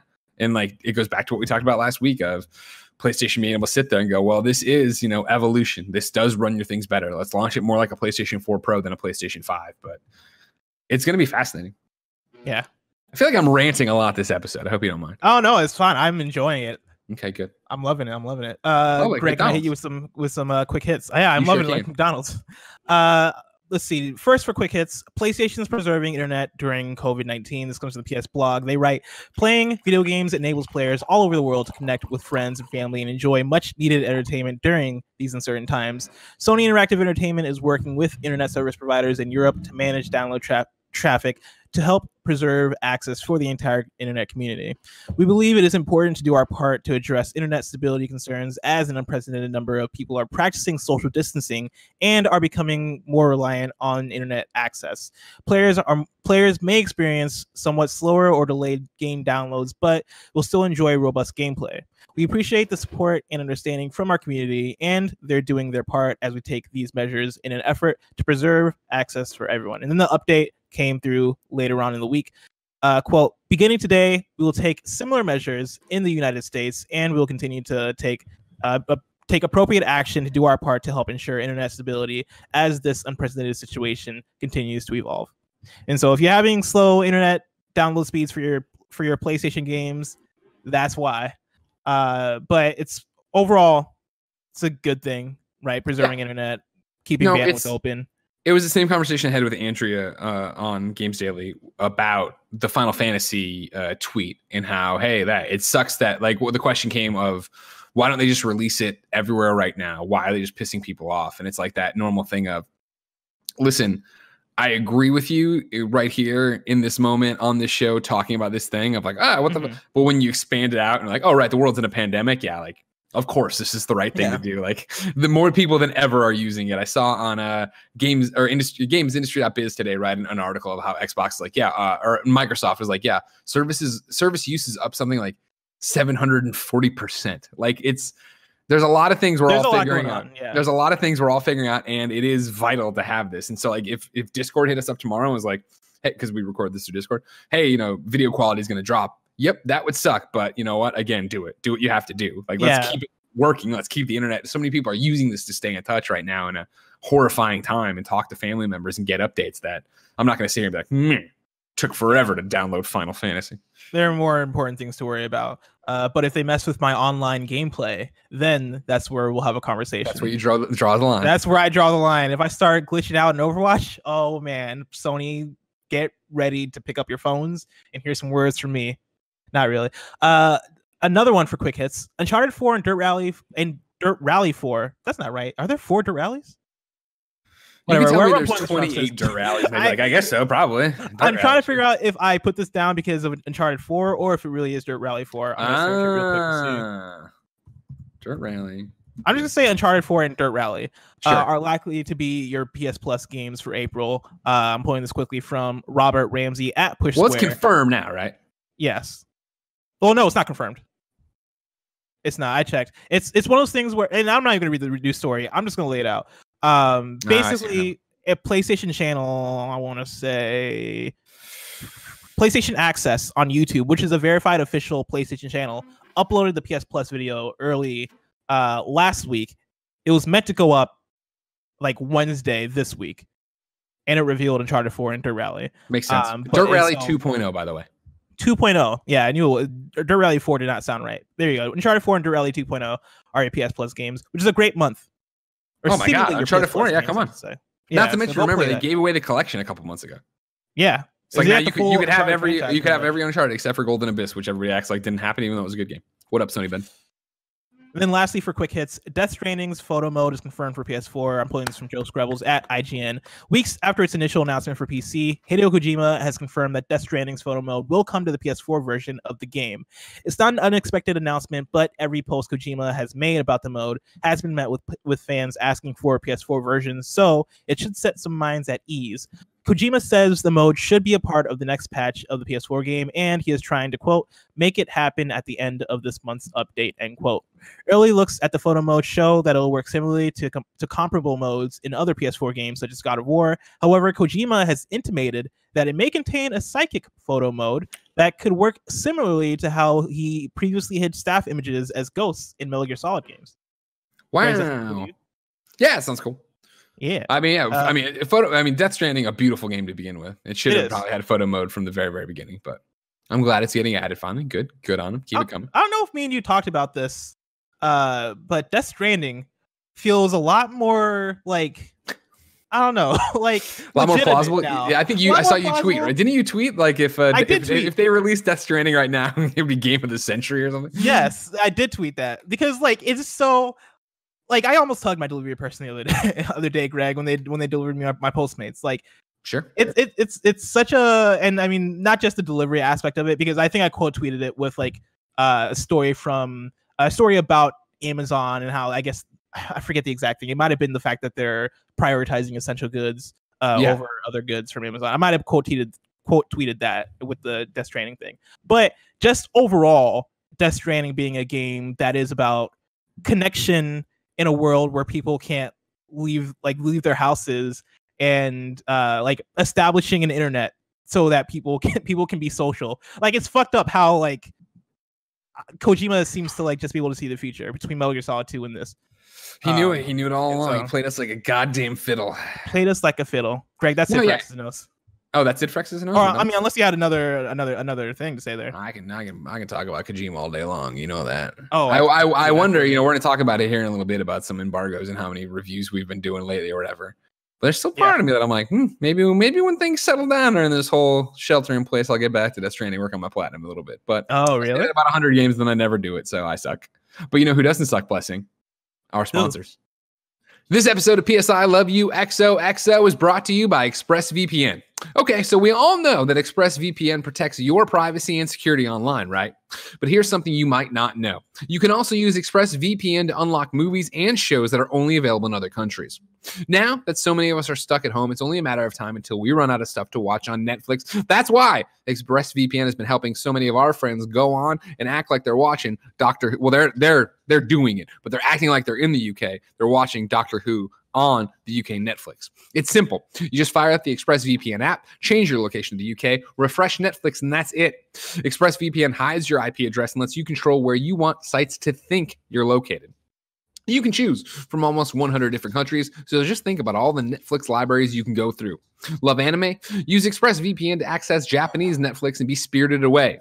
But it's not just Netflix. ExpressVPN works with any streaming service, Hulu, the BBC, iPlayer, YouTube, you name it. There are hundreds of VPNs out there, but the reason we like to use ExpressVPN to watch shows is that it is ridiculously fast. There's never any buffering or lag, and you can stream in HD no problem. ExpressVPN is compatible with all your devices, your phones, media consoles, smart TVs, and more. So you can watch what you want on a personal device or the big screen, wherever you are. If you visit our special link right now at expressvpn.com/PSILoveYou, you can get an extra 3 months of ExpressVPN for free. Support the show, watch what you want, and protect yourself with ExpressVPN at expressvpn.com/PSILoveYou. Up next, it's MeUndies. It's officially spring, which means it's officially spring cleaning time. Yes, that's a thing. And if you're not doing it, you should be. Because especially, there's a whole bunch of stuff happening, and it's all in your underwear drawer. It's time to get rid of some of those undies like I did. End your relationship with toxic, old, tattered undies and move on to a membership with the softest undies ever to grace your nethers. A fresh new start for spring. You know it as well as I do, ladies and gentlemen. I got a pair of MeUndies, and I said, dang how, these are so good. I threw away the rest of my underwear. I said, I don't need them anymore. I ordered more MeUndies. Now I only wear MeUndies. Kevin, am I lying? No, you're telling the truth. Thank you very much. Why would you need an undie membership? Honestly, because it's fun. It's an easy way to give your future self a present each and every month. A membership with MeUndies is full of perks like site-wide savings, early access, free shipping, and new, ridiculously soft undies delivered to your door each and every month. Building your undie collection makes your adult life a tad easier. More undies equal less laundry. It's science. MeUndies are made with micromodal fabric. What the hell is that? It's a magical, sustainable, soft as heck fabric made from trees. Yes, trees that make your bits feel like they're floating on a cloud. MeUndies can be offered in size ranges from XS, which I believe is extra small, even though I've never seen it, and 4XL. MeUndies is a great offer for my listeners, Any first-time purchasers get 15% off and free shipping. This is a no-brainer, especially because they have a 100% satisfaction guarantee. To get 15% off your first order, free shipping, and a 100% satisfaction guarantee, go to MeUndies.com/PSILY. That's MeUndies.com/PSILY. And then we're back. How you doing? Yeah. Blessing, it's time for Whatcha Playin. Blessing, Whatcha Playin. Speaking of trophies and platinums, Greg. Now here's the thing. I'm going to talk about a game. I haven't gotten the platinum in it, but I looked through the trophy list and the platinums piqued my interest. The game is Rainbow Six Siege. Here's the thing. Yeah. So I've been playing quite a bit of Rainbow Six Siege this week, and it's come back to our conversation that we're having at the beginning of the episode about staying in touch, social and staying in touch and talking to people. It's been one of those games for me, and it's been one of those things where, like, this week I just had the thirst. I just had the hunger. I thought, like, Rainbow Six Siege just came across the mind for some reason. I don't know if I saw a gameplay video or what, but there was something in me that I was like, I need to play Rainbow Six Siege right now. And so I hit up the homies. I was like, hey, y'all, it's time. It's time to go back. It's time to return. I was going to say, how much had you played already? There was like a good, like, I think like a winter season where I was very into Rainbow Six Siege. Like a couple months, I'm going to say I was playing Rainbow Six Siege pretty heavy. And I jump back in. The game is still fun. It's still just as accessible as it was a few years ago, which is surprising to me because I feel like I hear crazy things going on in the game. Like, I feel like whenever they add in, like for any kind of service game, honestly, whenever they add in like new expansions and new characters and all this stuff, you always get this fear of, I'm going to return to it. I'm not going to know anything what's going on. Yeah. But I returned to it and got acclimated just fine. I like the new riding a bike. Second Nature. I like the new characters. Is the character named, or Year 5, I should say, just released. Like a month ago, so it just started, and with it came a couple new characters. One of them being Oryx, who is like he's a defense character. If you're to put it in context, right? Rainbow Six Siege, competitive shooter. You are it's tactical. You're breaching into houses in order to take out the enemy team and save a hostage or defuse a bomb. It's that type of game. The whole the cool thing about it is you're able to break through walls and like you have destructible environments that you're working with. Oryx is a new character who essentially can run through walls, which is a pretty fun thing to do. But yeah, overall, been enjoying it. And the thing about the trophy list is I look through it and basically I want to say like 50% of the trophies at this point already. And I looked at the remaining trophies and I was like, these don't seem like too out of reach. And so it's on my trophy radar right now. Okay. That might be one that I might. It might depend on like how much time I have. The thing is that I'm looking at it right now. There's a bunch of things that's like seems like they would take time. Like win 100 attack rounds in casual/ranked multiplayer. That sounds like it would take time, but I feel like for how much I played the game already, I'm sure you can grind and like cheese it too if you need to or whatever. Yeah, but I'm probably like part way there at this point. Like I'm probably like nearing it if I don't already have that. The trophies that are probably going to be trouble, that are going to be trouble actually for sure, are the ranked ones because I've stayed away from playing ranked in this game because I'm just not that type of player. But there are quite a few trophies that are like get gold rank or get this many 5 flawless victories in ranked. Yes, which in paper on paper probably sounds way more difficult than it probably is because I've gotten flawless victories in casual. Quite a few, and that just means you win 3 out of 5 rounds in a row. It's best of 5. So if you win the first 3, then it's a flawless victory.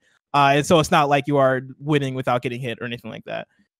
But Rainbow Six Siege continues to be fun. I've been enjoying it, been loving it. Greg, I've also been playing a game that both of us have been playing. Resident Evil 3 Remake. Resident Evil 3 Remake. The embargo went up today as of the time we're recording. Sure did. And it's way more mixed than I thought it was going to be. I told you guys. Yeah. You can catch our review, youtube.com/kindoffunnygames or the Gamescast podcast feed. It's me, it's Blessing, it's Tim, it's Imran, all talking about Resident Evil 3. Spoiler free, so don't worry about it. And that'll continue here as well. Like we were all positive on it. And obviously, I shouldn't say obviously. If you haven't been keeping up, I haven't seen the Metacritic. This morning it was at an 8 flat, but it had GameSpot giving the single player in its in-review process a 6 right now. IGN giving it a 9. And yeah, that's kind of what you're seeing. US Gamer was low on it. Easy Eyes was an 8.5. Like everyone PC Gamer gave it a 58, looks like. Oof. And that's the thing about it. Like Here's what I knew we were going to talk about it, and I know we've already reviewed it. So what I wanted to ask you was a different question about it. Mm-hmm. Since we reviewed it, have you thought about it? No. Exactly, right? And that's what I talked about in the review of like, it is an enjoyable game. It is an action game with some really cool survivor horror parts of it. But I beat it, and as soon as I beat it, like I had the exact opposite reaction that Luce O'Brien had when she reviewed it on IGN. Her opening paragraph is about how she beat it and then immediately restarted it. And I beat it and immediately deleted it from my cross media bar and haven't thought about it until this morning when Jen and I were walking. I was like, oh, their embargo's up. Right, our review's up. Oh, yeah. And I say in the review, right, of like, it's just not Resident Evil 2. Whereas at Resident Evil 2, like, you know, in December doing Game of the Year list, we were thinking about Resident Evil 2. Like, Resident Evil 3, I'm not going to think about again. Resident Evil 2 Remake is a game where by the time all the Game of the Year events happened, I was like upset that Resident Evil 2 Remake didn't seem to win anything. Yeah. Like no major Game of the Year award whatsoever. And Resident Evil 3, I'll be shocked if it's nominated this year. No, I don't think it will be. And it's not like that's what you judge this game by, but it is. No. I think what we all woke up to in the review is the shadow cast, the shoes are so big of Resident Evil 2 that this game just didn't have a shot. And some people, you know, arguably the source material didn't have a shot, right? RE2 versus RE3 originally. I'm not qualified to talk about that at all, but I know some people were saying that as well. Yeah, this is also one of those things though that it has the bones and like skin of Resident Evil 2. It looks like Resident Evil 2, it walks like Resident Evil 2, but it just doesn't. On every conceivable level, I feel like it just falls short of Resident Evil 2. When you look at all the things it tries to do with the same bones, like it tries to make somewhat of a different type of game, being more action horror than survival horror. Yeah. And where Resident Evil 2 felt like it took its time and felt fresh and surprised you with jump scares and all this stuff, like Resident Evil 3 has a lot of the same jump scares and it has a lot of the same puzzle solutions, and it does a lot of the same, but in a way that is more brief, in a way that is less that doesn't breathe as much in its moments.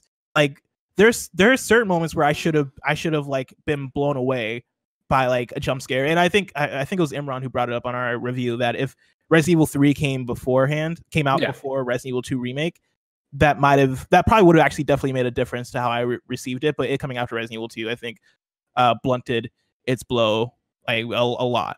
You nailed it. That's a great encapsulation. Game, of course, it's still a good game. It's just, you know, my things stand by it of just like, I think Nemesis, the boss battles after he is initially revealed take away from him. I think it took me 5.5 hours for that campaign. There's not a real reason to play through it again unless you really want to, like Lucy did. And it's still $60, and I can't speak to how good Resistance is, except for the fact that I don't really feel like playing Resistance. I don't want to play Resistance. I haven't played Resistance, but like, if tomorrow Blessing hit me up and was like, "Oh man, everybody loves it, we should try it," I'd try it. But I don't know. It's like you said, it's good. It's a good game. It's fun. Like I recommend it, but I feel like it should have been a $30 download on its own. Just get the single player, and I wouldn't be surprised if eventually it is. I feel like they could have done like $40 and it'd have made way more sense. Like it feels like Uncharted Lost Legacy, but not even as grand as that. But yeah, once again, still a good game, just underwhelming. But you know what I played that wasn't as underwhelming? Right? What's that? The Beat Saber Timbaland. Oh, how did this turn out? Yeah, you weren't last we talked about it. You were like, well, they're not the Timbaland tracks I want, but yeah, and they're still not. They're modern Timbaland tracks, which I haven't listened to Timbaland like that within the last 5 years. Like he's not really been producing hits the same at the same level as he was during 2000 to 2010. And so going into this music pack, I had those expectations, and I feel like they just hit that. Like they're good songs. It's not the hip hop that I wanted. It is definitely pop and like electronic pop, but the songs still slap. Like the songs are still good. It's still fun. And I also had the thing where like I think I realized that I might be good at Beat Saber because I went in hard. Yeah, I went in hard, which sounds different from what I mean. Like I played hard. I still can't make that sound appropriate. I played on the hard mode. Yeah. Yes. And on one of the songs, I got a perfect combo first time. Damn, dude, look first at you! Time. Look at you, Yeah. pro gamer. He's going pro over here. And then I went to another song, and I was like, you know what, man, I'm gonna put this on expert. And I got I can't remember if it was an A rank or an S rank the first time, but I still got a very high rank the first time. You got it. You're feeling it. There was one of those things where I was like, man, this might be this might be my esport, Greg. Here's the question for you then: how close are that Beat Saber Platinum are you? Because the Beat Saber Platinum. It's mainly about time. It's mainly about time. And I was doing really well when I started playing a long time ago and then fell off. And then I played more on Quest than I do anywhere else now. And so it's there, but there definitely are get a bunch of S ranks and do a bunch of things on expert or whatever. But, and that's my thing is like, when I go in and I play casually and I just play to have fun, that's when I start getting the perfect combos. But when I'm actually like trying, that's when I get stressed out playing Beat Saber to get perfect combos specifically. Yeah. And so I think that's the reason why I haven't even tried to get the platinum, but that might be a good one to check out. Look into it. I'm saying look into it. I want to say earlier in one of the earlier episodes, I talked about how I usually get like a platinum a year, and I didn't get one last year, and so I think I kind of want to see if I can get 2 this year, which is why I was looking at the Rainbow Six thing. I might check out Beat Saber, see what that's all about. Keep working on it because you're gonna be locked up for a long time apparently. Don't worry about it. And then lastly, I finished up Untitled Goose Game. I played most of it last week. I think Kevin mentioned though. Yeah, I was gonna say Kevin's the guy who pushed you over last week to go through and actually finish it. Was it worth it? Shit. Kevin said you had to. Kevin was the one that encouraged me to finish it, and I went and I finished it. And Kevin was right. The ending of that game, right? It's fun. Like, it didn't make it a game of the year contender by any means, but that ending might have made it like it definitely brought up my enjoyment of it like multiple fold. Like I legit was like, oh, okay, it's not anything revolutionary. It's not the ending of it's not like a Sixth Sense. Like, oh snap. Like the goose meant capitalism or anything like that. It's not that. but I finished it and I was like, what a clever game. What a clever little game that they created. I enjoyed it. Good. So yeah, for me this week, played Resident Evil 3 like we talked about. That was one of the games for a review we were working on that was embargoed. So like last week we couldn't talk about it when we were playing it, trying to beat it. And then right now we are also working on a game that is embargoed and redacted that I can't talk about yet. You are as well. So I've done a bunch of I would say the 2 reviews I'm working on have taken, or whatever, the 2 reviews I have worked on and have been working on are taking up all my time. But outside of that, I got in literally 1 match of Predator Hunting Grounds on Friday night. Yeah. Downloaded it as soon as it dropped, got in there. Took me 3 minutes to get a match, got in, all randoms. I was the MVP. I tweeted about it. I killed the Predator. He came at me like a clown at the end. I killed him. I got away before he nuked it. I'm the only guy who killed the Predator. I'm awesome. I'm still great. Immediately tried to get in another one. It took 7 minutes and didn't find a match. And I was like, I gotta go.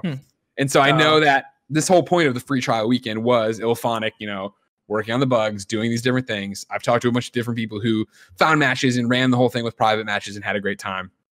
I know Friday night at launch, it was rife with errors and people not being able to connect. And I saw Ilphonic being out there talking to it and stuff. So I'm glad they're doing it. I hope they're able to fix it because it definitely is a game that I see myself playing a lot of. And obviously Ilphonic, the folks who made Friday the 13th, Gio Corsi, who's in the PS League with us, working there now too, by the way, for full disclosure. And obviously, you know how much I love Friday the 13th. This one still has all those smacks of it, right? The leveling was in there. I think the gunplay is fun. It's that game. It's that multiplayer asynchronous game because you're aware of it, right, Bless? Have you played it yet? Yeah. No, nice. I've not played it. So if you aren't aware, ladies and gentlemen, it's like Friday the 13th, except 4 of you are soldiers with a task of like, I think the one I got to play was like getting water samples and then running them to this thing. It's like multi-thing of you're playing basically like you're playing your own Call of Duty thing where you're running around doing all this different stuff. There's AI, just soldiers there that are dumb. They're meant to be dumb. So you shoot them and, get kills and do whatever. But then one other player is playing as the Predator coming out to hunt you and kill you. And so you either have to get the objective done and then exfiltrate or kill the Predator to win. The Predator has to kill you. And even if the Predator gets mortally wounded, it can set off its nuke function to kill everybody else. And they'd win that way.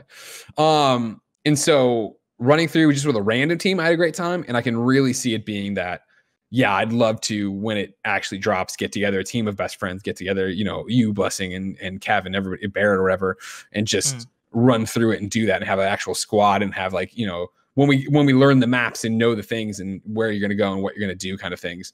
It seemed like there was enough of a leveling curve to it and things to unlock that I'm going to be all about it when it gets here. But yeah, it was that thing of. But do you feel like you're going to get into this one more than you did Friday the 13th? That's really hard to say because you remember I was into Friday the 13th. Yeah, like I was into Friday the 13th, and so I'm hoping for better performance because that's really what killed Friday the 13th was the servers melting down and this not working and not being able to get matches and not being able to team up with people. If this works better, I could see, what I could see this one being is that consistent. Even like if I hadn't had a rough start in the beginning, and if my progress was going to carry over, none of the progress from this carries over to the final thing. It would have been, I think, in between. Like, all right, cool. I'm sitting back down to do that review. You know what? Let me get one match because it's not that long. Let me get in there and do one. I could see it getting that kind of treatment where I'm playing something else or whatever. But then at the end of the night or the start of the night, I want to get in and do some of it. But I see me playing a lot at launch. I don't know if it'll be one of the Friday 13th since I put so much time into it. But again, if the problem Friday 13th leveling I thought was too slow at times too. So spice it up with some double XP weekends. We'll see. The other thing, I started Borderlands 3 Guns, Love, and Tentacles. The new DLC for it, of course, the Hammerlock and Wainwright wedding or whatever. Great stuff. Really funny. Well, first off, disclosure, we make the Borderlands show with 2K. If you go and watch the new episode of the Borderlands show, you can see me and Fran actually play through, not what you see us play through the first hour of the DLC. It's cut down. What I played this weekend was me, Lucy, and Jen playing through with Tamor from GameSpot as well. We ran through and played through more than that, but not too much because then it was on to the review we were talking about that we can't talk about. And so played a bunch. I'm anxious to get back to it. I think it's really funny. You're in a town called Curse Haven, which has this like Vincent Price vampire bartender dude who's clearly going to be the bad guy and has cursed everybody, sending you on missions on this wedding. You're running into all sorts of different, again, they've done such a great job with these DLCs with different color palettes of this like neon purples and pinks, these great soundtracks, these cool villains. And then this one, I like the Borderlands humor, running around in Curse Haven and finding all the different people who are cursed. And they all have different things that are happening to them. Like one person's talking in slow motion, one person's endlessly falling, one person is like literally the floor is on lava, so they're dancing the whole time like that. Fun stuff. I'm anxious to get back to it. And in the similar vein, finally ran Coney Island with Fran in Division 2. And that's another one that I was just like, I love to see when you have these established shooters in games, right, that I wouldn't say are known for it, but have a distinct art style with their main game and then get really weird with it with the DLC. So Coney Island was one of the expansions that came out already, but I wanted to wait till the level increase and the battle pass and all that jazz. And so you go there and it is like this really colorful environment, a little bit tongue in cheek with the whole, like carnival atmosphere to it. But Division's so much fun to run around and play. If I had Division 2 right now, bless, is in that same headspace I had when DC Universe Online, when I was addicted to that. Where it is that thing, if I didn't have a job, that's all I would play. Like I would just play Division 2. Like I would check out all my actual responsibilities to go chase loot boxes and things on that. But I feel that, man. That's kind of me with Rainbow Six, and I'm not that deep into it like at this point yet, but I can see myself getting to the point where it's like, oh yeah, like I just want to spend all my time playing Rainbow Six. Like it's that and Overwatch are the games that I kind of come back to whenever I have downtime. And it seems like, with the whole like quarantine situation, Rainbow Six, Division, what was the other, Borderlands. Like it seems like these games are doing a good job of keeping us occupied, and they all kind of fulfill that same role of being games that we come back to. Yeah, and it's the same thing I think you're seeing with even though it's not us right now, but with Fortnite, right? Like I think there is that thing of those persistent in Destiny 2, right? Those persistent online worlds that you can go in there and work at a greater goal for. Like that works so well that I'm all about it and I love it. And it's awesome. Don't get me wrong. Woe is us to have to play all these games early and review them and talk about them and stuff. Yeah. But it is that thing of like, sometimes I do turn on my C Division there. I'm like, nah, I can't do it tonight. Gotta go over here. Speaking of which, Blessing, it's time for 104 PSN games ranked. It's a bit different this week. Due to the embargoes, RE3, and then the other thing we're working on, our free time is pretty much non-existent. Meaning that, Blessing, you said you got an hour into your PSN game from last week, right? I didn't even. Yeah. I contacted you last night because it was at either I have to delay the review thing I'm working on, or we can punt this till next weekend when we can give the games the right amount of time. And we agreed that was the better thing to do. So if you aren't following along, each week we read through the drop on the PlayStation blog and each pick a different PSN game to play. The next week we report back. We rank them in one ridiculous list that you can see at kindafunny.com/104list. The rules are simple. We can't pick the same game. It can't be something that's AAA, and it shouldn't be something we were going to play anyway. So last week you picked Paper Beast for PlayStation VR. I picked Moons of Madness on PlayStation 4. We both have them. You put an hour in. Moons of Madness sitting right next to the Division on my dashboard or cross media bar live area, whatever the fuck they call it now. And I didn't want to shortchange it last night and run through it just knowing I had to get to the other thing for work. You want to give yours more time. So we will. However, to keep everything rolling, we will also pick what we're going to do for next week. So that's twofer. You get a twofer next week where we come back and rank 4 games. I know, Blessing. It's crazy how we do it. Crazy. So I'm going to the PlayStation blog, the drop here from Justin, of course. Justin has the following games listed. Battle Rockets on PlayStation Vita. Battle Rockets is a unique shmup fighter designed exclusively for the PlayStation Vita. In Battle Rockets, each player chooses a side, literally. Play as one of 8 console-tan fighters and battle your friends or foes or complete strangers. Are you head-to-heady? The casebook of Adeoye Smith. An open world, and this is for PlayStation 4, sorry, digital. An open world investigation game set in a futuristic city. Take on the role of Adeoye Smith, the famous investigator. I know his name well, bless. Explore this vast city, search for hidden clues, solve fiendish puzzles, and speak to elusive suspects. Can you uncover the mystery of each crime? The Complex, which, Kevin, scroll down. Look at the box art they put up here for Complex on PlayStation 4. Dude. It's like a stock image of this brunette woman with like, she's in a white outfit and it's got a complex. She looks like the brunette version of the lady from Detroit Become Human, like the menu lady. Oh, yeah. The Complex is an interactive sci-fi thriller movie from the publishers of Late Shift and The Bunker. After a major bioweapon attack on London, 2 scientists find themselves in a locked-down laboratory with time and air running out. Your actions and your relationship with other characters will lead you to one of 8 suspenseful endings. The Complex is an interactive sci-fi thriller movie. Kevin's throwing it up there right now. So it isn't stock art. It is this woman. Look at them acting. Yo, I am into this. I know. I was like, holy shit, actually, I like this. Who lives, who dies?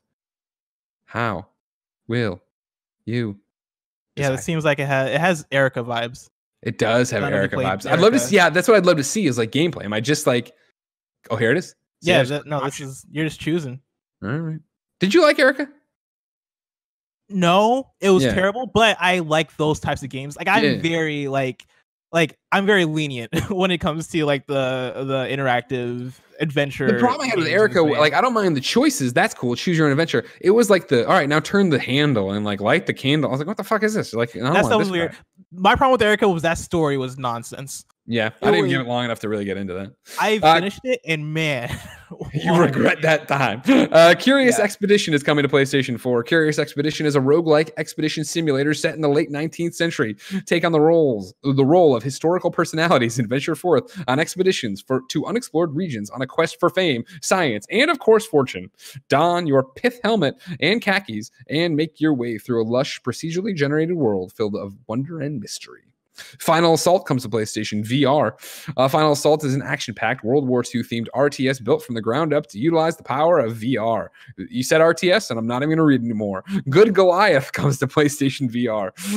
Good Goliath is an arcade action-style game where the player is a giant battling hordes of little foes with wave-based tower defense gameplay where players are the tower, catch, dodge, and throw pitchforks, barrels, and even tiny enemies. Battle armies, mini-bosses, and colossal monsters in vibrant worlds right out of a storybook. Hyper Parasite comes to PlayStation 4. A roguelike twin-stick shooter/brawler that never plays the same twice. Collect and control 60 different characters as the body-snatching alien parasite with a grudge against humanity. Fight to the top of the food chain, possess the president, push the big red button, and one-up the human race. Fuck, that sounds great, too.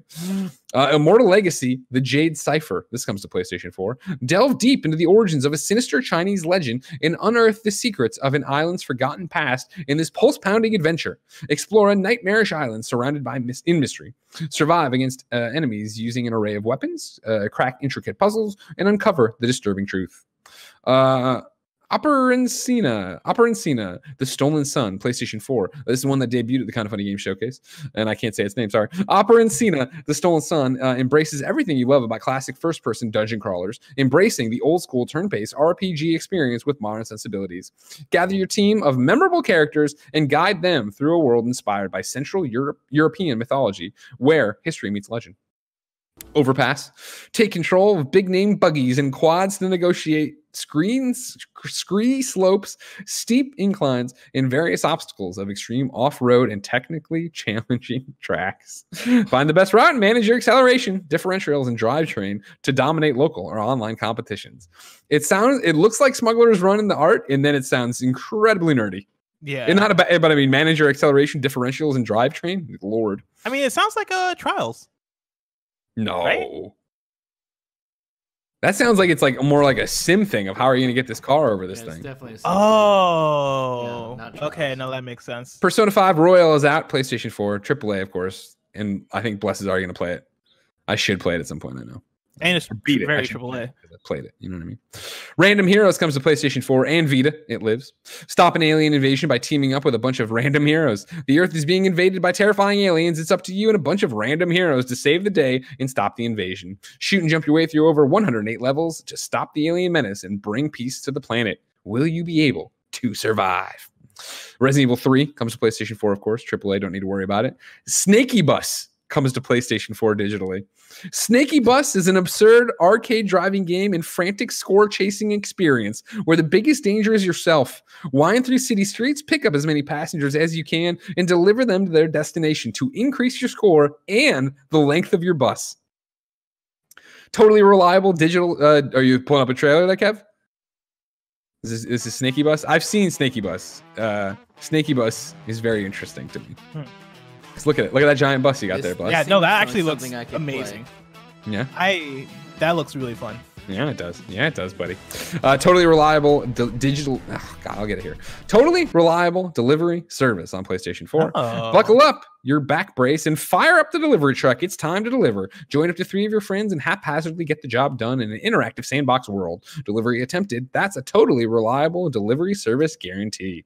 And then War Room, the final game of the week, comes to PlayStation Vita. It lives. Experience a 10-minute dive into the unknown depths of the multiverse. War Room is an interactive art experience born in the minds of two holographic entities, Michael Ridscher and Serge Boulat. It is designed to reveal things about ourselves and measure our imagination. Wow, Greg. It is designed to reveal things about ourselves and measure our imagination. There are choices today. Bless, there are choices. There are choices. I'm between like quite a few right now because the prospect of War Room only being a 10-minute long experience is very tempting. But also Snaky Bus looks really fun, and then Operation does look like something I might want to. Was it Operation or The Complex? The movie? The Complex. Yes. Sorry, I got that mixed up. I had The Complex in my mind, and then no, Overpass was the other one I was looking at. Somehow that became Operation. I don't know. Is there anyone that piques your interest? Yeah, The Complex, Snaky Bus, and War Room all sound like fuck. I got to know more about these things. Yeah. No, I'm on those three too. Oh man. Okay. This is a dilemma. You know what I mean? I forget who picked first last time. It's been a long time. I think the last few times we've had like definitive, like this is the one I want. This is the one you want. Yeah. You come alphabetically first, so you should pick first. I think. All right. Oh man. I mean, I can if tough. I've done it. I've cleared my mind and I have my answer. You do it. You do Snaky first. Bus for Greg. Okay. Man, so it comes down between The Complex, which here's the dilemma. Complex doesn't seem like it's gonna be good. Complex in my mind is not that great, but it could be. It could be, and I enjoy. Let's watch a movie with some bad acting. Let's see what happens. Yeah. You know what I mean? Maybe we can't hear the trailer you saw. And let's make choices about what they do. But then I have War Room, which is just like a free. It's like a free week. 10 minutes. I can spare 10 minutes. It's a free week. I'm gonna go. I'm gonna go Complex. Okay. The Complex. I can't type it, but we know what it means. Yeah. God, I did look up gameplay for Overpass, and the graphics are actually pretty impressive. Oh, but like I said, it sounds like a sim one, right? No, it's definitely like that type of game. It doesn't seem like it'd be fun. It seems like, and if you're into driving and like, how do I get this fucking car over that craggy rock? I get it. All right, that's interesting or whatever. But for you and me, Bless, that's just not what we're looking for. No, it's not. It's not. Now, here's a big question though. If I get you a code, are you still gonna play War Room? Yeah, because I'll let you know I'm playing all 3 of these fucking games. There's not a chance I'm not playing all 3 of these I might games. still play Snaky Bus anyway. All right, I'll try to get us codes for all 3 of them and get us in there. Make sure we know what's going on. Blessing. Greg. We have a post show to do, of course. We do. But we have good questions. We have the greatest hits as well. We can always let the greatest hits cook. The greatest hits we put on the show, we brought it back and we didn't know we were getting into. And I feel like every time we get to the greatest hits, it keeps moving because we've had such a great discussion already in the show. Yeah. So it's like, oh, well, what's going on there? Do we need to do it again or whatever? Let's say I want the greatest hits to take a hike for this week. All right. Instead, I want to get a reader mail here. All right. Jordan Deeb writes in to patreon.com/kindoffunnygames, just like you can, and says, "Hey, Greg and Blessing. Last week when discussing the 2016 game, the best game of the decade, or best game of 2016 for game of the decade, Blessing talked about how his favorite sets/levels in any video game, one of his favorite, and there's a bit of words missing here. One of his favorite sets/levels in any video game was the crumbling tower from Uncharted 4. This got me thinking about how my favorite level from Uncharted 4 was the final sword boss fight between you and Rafe, and specifically his monologue where he recounts the first Uncharted 3 games to Nathan Drake himself while coming at him with a sword. I posted these positive thoughts on the Kind of Funny Facebook group and realized not everyone thinks this is a good level/boss fight. People mainly complained about a new mechanic being introduced just for the fight and it mainly being a QuickTime event. So I wanted to hear your take on this debate. Is this a good boss fight or a bad one? This is all in good fun, and I love having these discussions with the Kind of Funny best friends. Blessing, Adeoye Jr. The final fight between Rafe and Nathan Drake in Uncharted 4. Good or bad? Yes. Bad. But not bad. I'm not gonna say bad. I'm gonna say just not good. Like I'm of the mind of similar to what Jordan Deeb is talking about from the other people that had things to say about the boss fight, right? Like I am not a fan of new mechanics being introduced at the end of the game. And I'm also not like QuickTime events. I feel like context is everything, because some QuickTime events I can be down with, but certain ones when it is like a boss fight kind of deal, or you're trying to create these cinematic moments, and it's a thing of, okay, let's have a boss fight, but also like let's make it cinematic, and you do that through QuickTime events. I don't necessarily love that. And so like the final boss fight between Rafe and I guess these are spoilers for Uncharted 4. The Rafe PlayStation Game of the Month. Don't forget, probably in April. But yeah, the Rafe Nathan Drake confrontation. I feel like overall, I barely remember the intricacies of it, of like how it worked at this point. Like it was just non-memorable for me. Aside from the fact, actually, I won't give details about like what they were doing, why, or whether they were fighting or anything like that. But the context around the fight, I recall the actual details of like what you were doing, like the new mechanics they introduced just did not stick in my brain, which tells me that it wasn't something that it wasn't a good time for me. Boss fights, especially final boss fights, are so hard to nail. They are.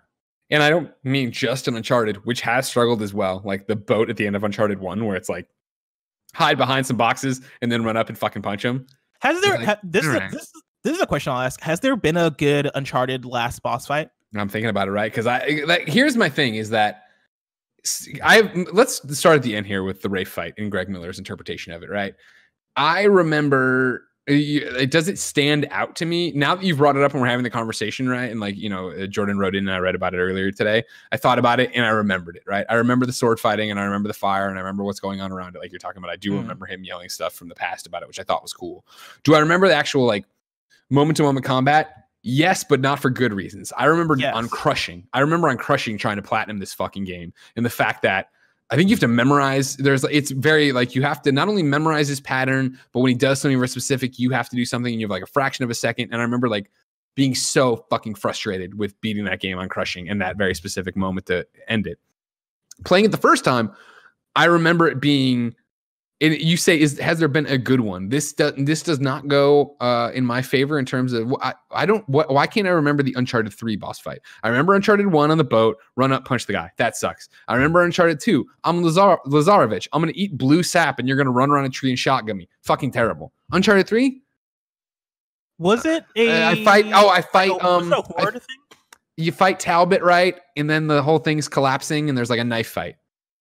There's a knife fight, the whole thing's collapsing. You get out at the last second, it collapses.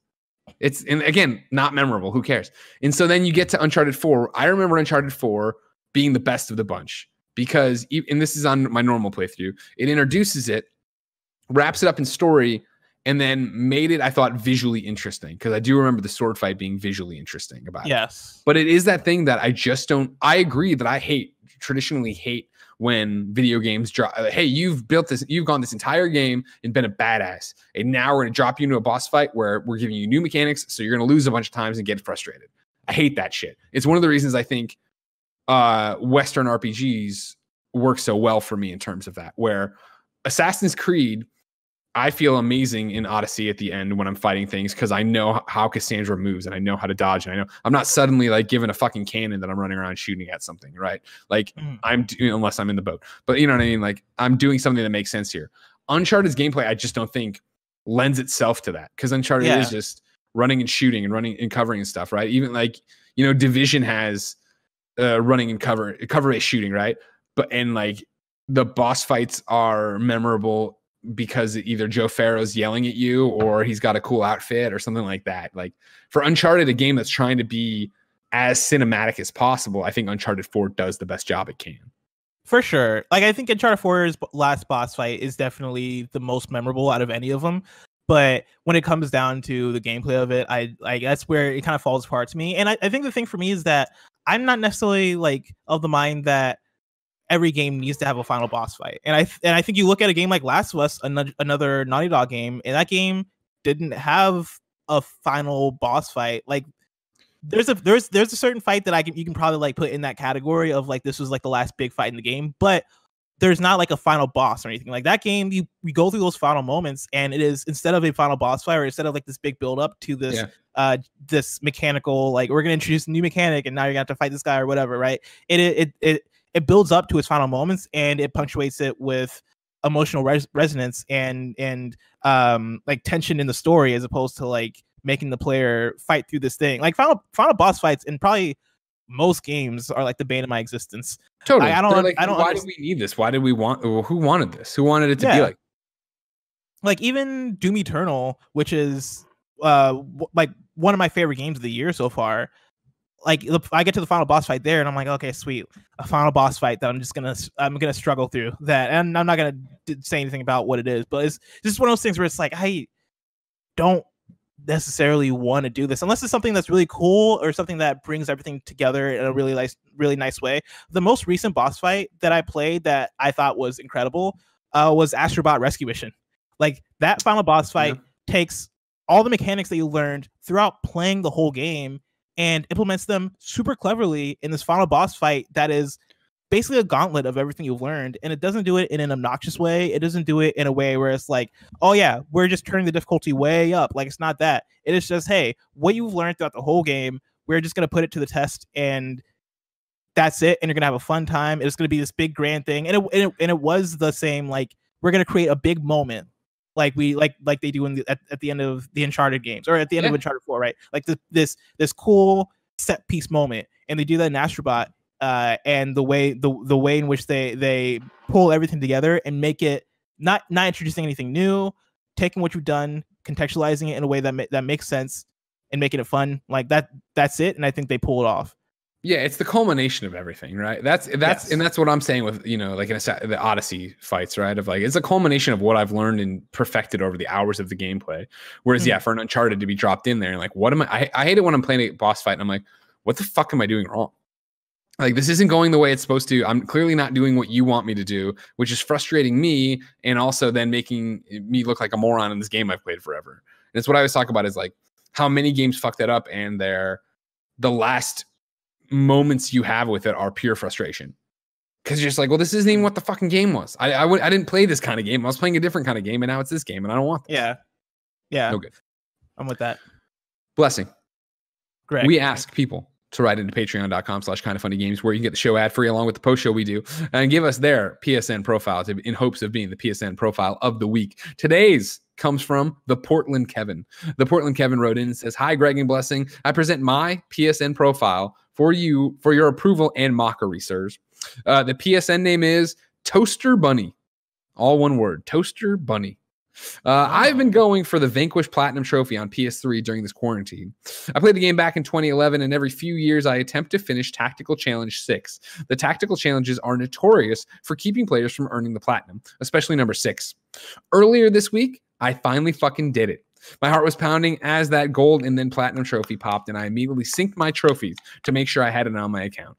The game now is my longest platinum at 8 years and 7 months. Jesus. This very proud trophy now sits alongside Dead Space 2 plat and both Shadow of the Colossus plats, PS3 and PS4. Also, you may notice that my 10,000th trophy is the Bloodborne Platinum, and I earned it on the 10th anniversary of trophies being implemented, July 2nd, 2018.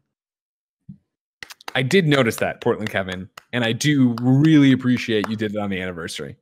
I'm going to get my 10,000th platinum on July 2nd, 2018. That's pretty dope. 10-year anniversary. Whoa. July 2nd. That's my birthday. Wow, bless. Yeah. Maybe we'll be able to you did that for me. This year. Of course, Kevin has already pulled up looking at psnprofiles.com, a great website you should support. You can see ToasterBunny here. Bio says pizza. We're currently 47 in PSN trophies, and total trophies is 11,832. Most recent platinum is Vanquish. Behind that, Oxenfree, Donut County, Nier, Goat Simulator, Minute. Jared Petty's happy somewhere. Guacamelee, Metal Gal, God of War, Inksplosion. Platinum that is cheap and drove me away because I hated it so much, the game. Trine 3, another Metal Gal, God of War 3 Remastered, A Hat in Time, another Explosion, 2064 Read Memories, and so on. Got multiple Dagger hoods in here. Philip. So back to the conversation of me getting my 2 platinums this year. I'm looking at the Vanishing of Ethan Carter, who he got in 5 hours and 3 minutes. Yeah. Oh wait, no, is that a platinum or is that just 100%? I have right now. I'm looking at just his 100% or just his platinum. You're looking at something different, so I can't tell you what you're looking at. At Toaster, at the okay, no, never mind. It's 100%. The Vanishing of Ethan Carter that ToasterBunny got. Wait, are we looking at the same profile? Yeah, we are. Okay. I was trying to search for something. That's all. Calm down. Gotcha. Don't get in my face about it. Gotcha. Is that right? Ethan Carter? The Vanishing of Ethan Carter, yeah. Yeah, okay. What was the movie? Kevin, I'm going to need your help on this one. What was the... Ethan Hunt. No, close, thank you. The other one, somebody Carter. From Mars. John Carter? From Mars. Wow, it was the second guess. All right, we got it. Yeah, you're there, Kevin. We're right there. We're sunk up today. You know, I watched it. I didn't hate it. I mean, it wasn't I like that movie too, yeah. Well, but yeah. Sorry, go ahead. I didn't say I liked it. I said, wait, no. That was the wrong button there. Looking at his trophy cabinet, as he said, yeah, right now his platinum that is the ultra rare, only 2.53% of people have it over here, is the Shadow Colossus one, followed by the Dead Space 2, the Final Frontier. And man, fuck you. I wanted that Dead Space 2 platinum so bad, and I worked at it, but that's the one where you can only save like twice, I think, or something, and to get the trophy for it. And so I did it, and I got killed in the elevators, and I played for like multiple hours and died in the elevators, and I was like, never again. Shut it off. Walked away. Because you got to walk away sometimes, Bless. No, I feel you on that. Boo, cowards. Greg Miller's a coward too. Boo. Boo. Speaking of walking away, ladies and gentlemen, that's the end of PS I Love You XOXO. We're going to do a post show. You can get it at patreon.com/kindoffunnygames, where you can give us your questions, comments, concerns, and everything under the video game PlayStation Sun. Remember, PS I Love You XOXO comes to you each and every Tuesday on youtube.com/kindoffunnygames and podcast services around the globe. If you like it, please consider supporting it. No matter where you get it, rate it, share it, tell your friends. They'll like it too. They'll come over and listen to people talk about PlayStation for a long time. It's fun times. Get me in with your PSN profiles. Get me with your reader mail. Tell me about anything else that crazy is going on. Blessing, what else you got? Stay home. Stay home. Wash your hands. Wash your hands. Be clean. Stay healthy. Ladies and gentlemen, until next time, it's been our pleasure to serve you. Boo, cowards. Bunch of cowards. Boo.